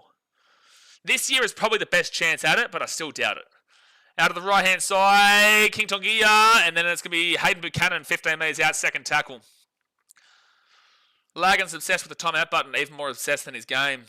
Mate, he's an obsessive character, mate. He's an obsessive character. Third tackle. He is a Muppet, a major Muppet, but unfortunately he is our Muppet. He's our Muppet, but he is a Muppet. Fourth tackle here at the 5. 10 minutes to go here at the game, guys. Hit that thumbs up button, subscribe. Manly up 34-18. I'm sure they're going to win this game, but Dragons are attacking the line now, 10 metres out. I just don't think that Manly's score is going to be enough to keep them competitive for that 8. And the left-hand side, Jack to Bellin, off to Kyle Flanagan. Flanagan at the back to King Togia. King Togia gives it off here to Tui Palotu. Fit tackle, and he will just get taken down. So Manly ball at 10. Sean James says, the thing about tourism in Thailand is you don't come and treat the locals like servants, and some breeds of humans can't help themselves, so they've cracked down on fuckwits like that. Yeah, I'd agree with you, mate. The more I travel, the more you see a lot of tourists looking down upon locals, and it's really disappointing. You know, like Thailand, like India, like Vietnam, you know, even in Fiji and whatnot, it's like these people are still living their lives and this is their country. You should come and try to experience the country, not try to get like a I'm better than you kind of pornography feel about it, which honestly, that's what people treat it like. They will come to a country and they will like feel good about themselves. They don't live in that situation. And whilst that's all fine and dandy, a lot of people will actually talk down to people and you will hear it, which is what you're saying. Manly here, fourth tackle at the 45. I've met a lot of, I would argue, racist people throughout my time travelling who do speak quite openly. Oh no, there's a streaker on the field. There's a streaker on the field, lads. There's some idiot on the field. There is some idiot on the field. Oh my gosh. We've got an idiot on the field, lads. Lagan, when you were timed out, were you the one who just ran on the field just then? Oh, well, he's going to be having fun in the cell tonight. 9 minutes to go here of the game. What an idiot. He had clothes on, the cat. Yeah, you know what? I reckon he should serve a jail sentence of 10 years. You know, at the end of the day, if you're going to streak the game, make it worth it. Get the kit off. If you don't take the kit off, then it's not worthy of a streak. You're an idiot. You've wasted our time, and we didn't even get to see a fully tanned up fat man like in State of Origin when he went and streaked the field. So unless we're saying you're fully naked, you're not worth it. You're an embarrassment, and don't do it. But if you're naked, now that makes it worthy of a streak. That makes it worthy, especially considering we saw, who was it? Was Tupanua the other night? No, it wasn't Tupanua. Who was it? Thursday night game was Bulldogs. Who was it? Was it Satili Tupanua who had the full moon out? Can't remember. The Dragons now King Tagia, he'll be taking out the 40. But anyway, point about what I was saying is that, yeah, you do meet a lot of people who do look down towards locals when they come to these Asian countries and just countries in general because they feel like they're from a better place. Tyrell Sloan over the top here, but Tom Trbojevic grabs it, and he will get this ball at 10 first tackle. Didn't know it was. Thank you, Logan. Vasper says, for God's sake, it's 2025, can't even control streakers. Well, at least it was a little bit of something to finish off this game with. Was he naked at least? Sunday? No, he wasn't naked. He had full clothes on. He had like a full tracksuit on, the guy. He had a full tracksuit on. You know, if you don't get the kid off, you're not worth that time. Who cares? Is how much time left? Well, my answer is who cares. But no, there's 8 minutes and 10 seconds to go of the game. 8 minutes and 10. First tackle for... No, it's not first tackle for Manly. It's just they haven't got the tackle count. Might be actually third tackle. Jazz Tavanga. He's going to get this ball to the 40. And now that's fifth tackle, sorry. So it wasn't third, it was fourth. And now Manly at their own 40. Luke Brooks kicks this ball into the corner. And Gutherson will grab it at the 10. Dragons fans too excited. What do Dragons fans have to be excited right at this very second? This hasn't been fantastic. I need Dragons to score again. Who cares? Oh, I think it's unlikely, but these two defenses are so poor that you could easily see anyone scoring again. Big Bad Ad says, imagine looking down on people when you won the lottery of being born in a first world country. Absolutely, mate. Absolutely. But this is a big reason. One second. Tyrell Sloan to the 45. Yep, we get the ball to the 45 on Manly side of the field. This is a big reason why India has such a bad reputation.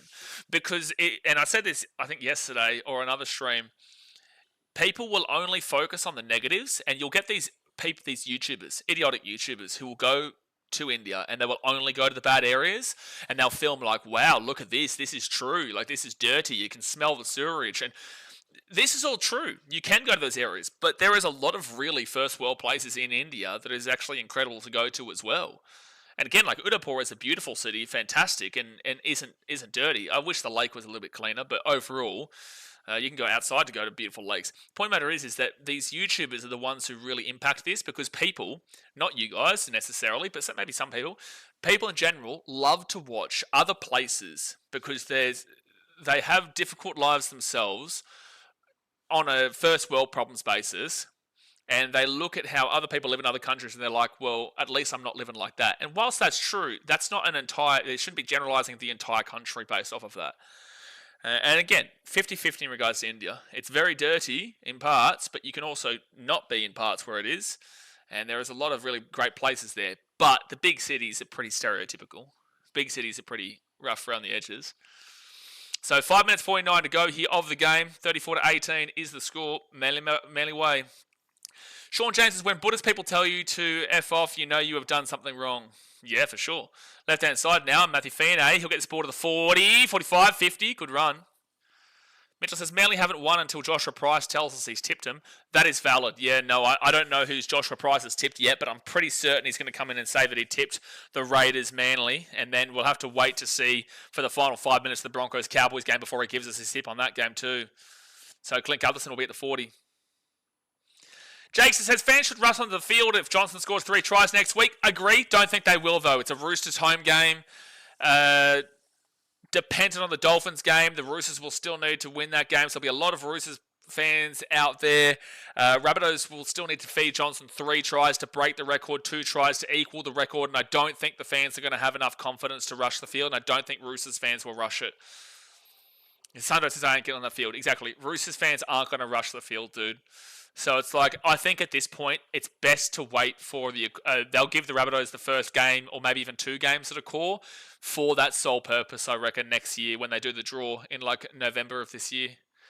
Sherry Evans gives it off to Tom Trbojevic and he'll beat the 50, 4.5 minutes to go here the game. Don't forget, guys, we'll be live with the Broncos versus Cowboys right after this from Townsville. Broncos, if they win, go top 4. Broncos, if they lose, Sharks are prime for a top 4 spot tomorrow. Lagan says, I heard that there will be fines and stadium bans if people run the field. Yeah, they're not going to fan and bind thousands of people if they ran on the field. But, Dragons knock this ball on, and it'll be Manly. No, it's going to be a penalty, St. George. They're going to say Sloan was taken out, so it'll be penalty, St. George. What's the draw? The draw is a schedule for you, MM. You guys in America call it the schedule. Well, you can call it schedule here too, but we call it the draw. We call it a draw. Braden says, yeah, up the Rabbits. Yeah, it'd be nice to see, but I don't think it'll happen. And I still doubt we'll see it even at a core next year. It's a big march tomorrow. Yeah, look, I hope everyone's safe during that march tomorrow. I hope everyone's safe. Obviously, be proud of Australian. I'll always be proud to be Australian. And I think that the whole point of it is correct, but I just do get worried about how things will be spun. Left-hand side now, King Tagia. They give it across here. It's Matthew Fine. Fine's got Tui Pelotu down the wing. He'll be 20 metres out from the line on first tackle. So, yeah, if anyone is going to those protests and marches tomorrow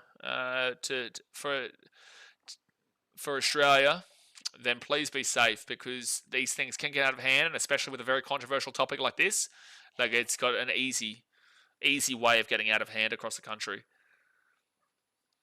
Marcus Times says, many Indians here and in Phuket, they spend very little money but are recently buying bars. Yeah, well, Pattaya has gone that way. And Jack Belling gives the offload away. Jacob Little, and Dragons will score! Dragons will score! Emre Gula will score, and the Dragons get to 22 points, and whoever needs the Dragons to score again, well, you just got it. Dragons score out of the post, and it's going to be 34-22 with a kick to come. The game's over, but the Dragons will score. Emre Gula. Comebacks on, Vasmus says here. They're going to need a little bit more than 2.5 minutes, but that hurts Manly, because now Manly are going to be only 10 points from this. That'll go to plus 14. They're still 88 points behind the Roosters' points differential.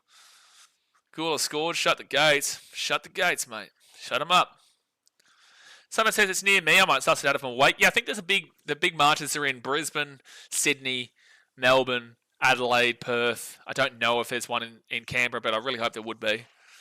I just hope that the main point doesn't get twisted, which I'm sure that it will get twisted, because nowadays it's like if you are proud to be Australian, you're called like a racist. And it's like that's just not the case. You know, I'm proud to be Australian, and I'm really actually happy that there's a lot of Indigenous getting behind this too, because we obviously all know about the difficulties that we have in between the white population of Australia and then the Indigenous every single year. But it's really good to see both actually kind of coming together for this to really represent Australian values. Big Eye says, I'm in Thailand now, not a fan. You're in Thailand now, not a fan? I think like you're not a fan of Thailand. Whereabouts are you? Who cares says, had Dragons plus 14.5 for 1,500. But we get 10% of that, so give us our $150. 2 minutes and 22 seconds to go here in the game. It's 34-24. And Manly go for a short little dinker, and they will get the ball. And Jason Saab now, he'll be at the 30. Okay, well, your bet's not actually guaranteed yet. Manly have the ball at 30. Someone says, should see how screwed our country is. Yeah, our country's in a bit of a mess right now, man, but it's good to see Australians coming together for something tomorrow. Second tackle now for Manly at the 30. Scott James, I think the white population and Indigenous population are coming together now. I hope so, mate. I hope so. Because at the end of the day, we all want to represent Australia as one, man. Luke Brooks gives it off here to Ben Trbojevic, and he's going to be 13 metres out, 4 tackle. 4 tackle. Right-hand side, Ethan Bullimore. He steps. He's 10 metres out. He gives it off to Aaron Shupmeister, and Lee Hyperwade is going to be 5 metres out from the line here. Fit tackle, minute and a half to go. Fit tackle. A minute and a half to go. Luke Brooks, he will kick that ball across, and Dragons knock it on. So it's going to be Manly will get one last opportunity to score with a minute 20 left. Stephen says, my feeling is there are going to be a lot people in the march thinking let's be Australian and also let's get along as Australians, as on then a lot of splinter groups that went down with the government. My feeling is that protests have a lot of great people, but there's also going to be a lot of not great people there will be people who actually are genuinely racist, who will be a part of it, and it will bring down for the people who are just there to be proud to be Australian. And that always happens with everything. We've seen it happen with America, we've seen it happen with England, we've seen it happen all over the world, man. It happens. So some people bring it down. The Dragons challenge this, but this will be definitely a knock-on. Don't forget, in a minute 10, we'll be jumping straight across that Broncos-Cowboys stream, guys. Who's got the last try? Braden says, Emre Gula. Who cares? Honestly, if like I was having a bit of a laugh, but if you wanted to, the donation is here on the YouTube. That's probably just the best way. Like I says, Elbow lets in. Okay, we're not going to go super down this path, but I will say that I hope everyone has a safe day tomorrow, and I do back in the purpose of what's happening.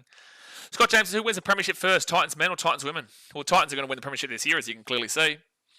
So Manly, 10 metres away from the line.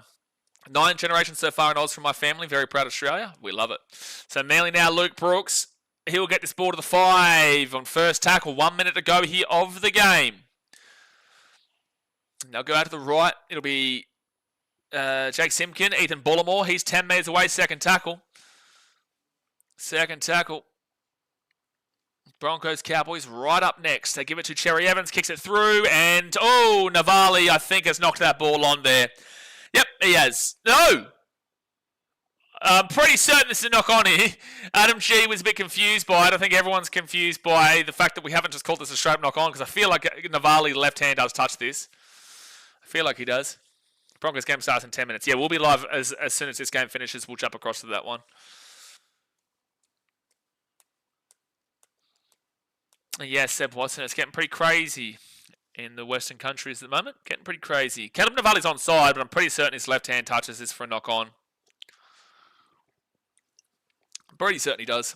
I don't even know why the Broncos are involved in this, Brenton. I'm pretty certain it's a guarantee his left hand touches that. Was he denied a chance at a clean grab, though? Dragons player holds him back. Maybe this is a penalty try. Does he knock this? This could actually be close. No one's there. And leading the chase. If not for the foul, it's a penalty try. Manly been given a penalty try here, lads. They're going to go to 38-24 with a kick to come from right next to the post. Kill Series says, what happened to the stream? What do you mean? We're live now, are we not? We're still Gucci, aren't we? So penalty try to Manly, and they will be up 38-24 with 37 seconds to go here of the game. 13 plus bettors will be happy. Yeah, they will. Yeah, they will. Why is the bunker involved for this? Well, that's why. Comeback's off, Mitchell. Comeback is off, and it's about to be a friggin' 40-pointer by Manly. So they're back to needing an 82-point swing. 82-point swing is going to be needed in the final round of the season. Manly, you're still eliminated, but at least you're going to win here. So we just need this kick to be converted, then we'll move on to the next game. So hit that thumbs up button and subscribe, guys. Manly will go up to 9th position. Dragons will stay down there in 3rd last. And Manly will kick it on through. So 40-24 is the final score. Guys, we're going to jump off because we're going to go across the final game of the day, which is a belter in North Queensland versus the Brisbane Broncos. Broncos fighting for top 4. Cowboys trying to break the hearts of their biggest rivals. So obviously, thumbs up and subscribe, and I'll see you guys in literally about a minute or so time. Thanks for watching. Catch you later.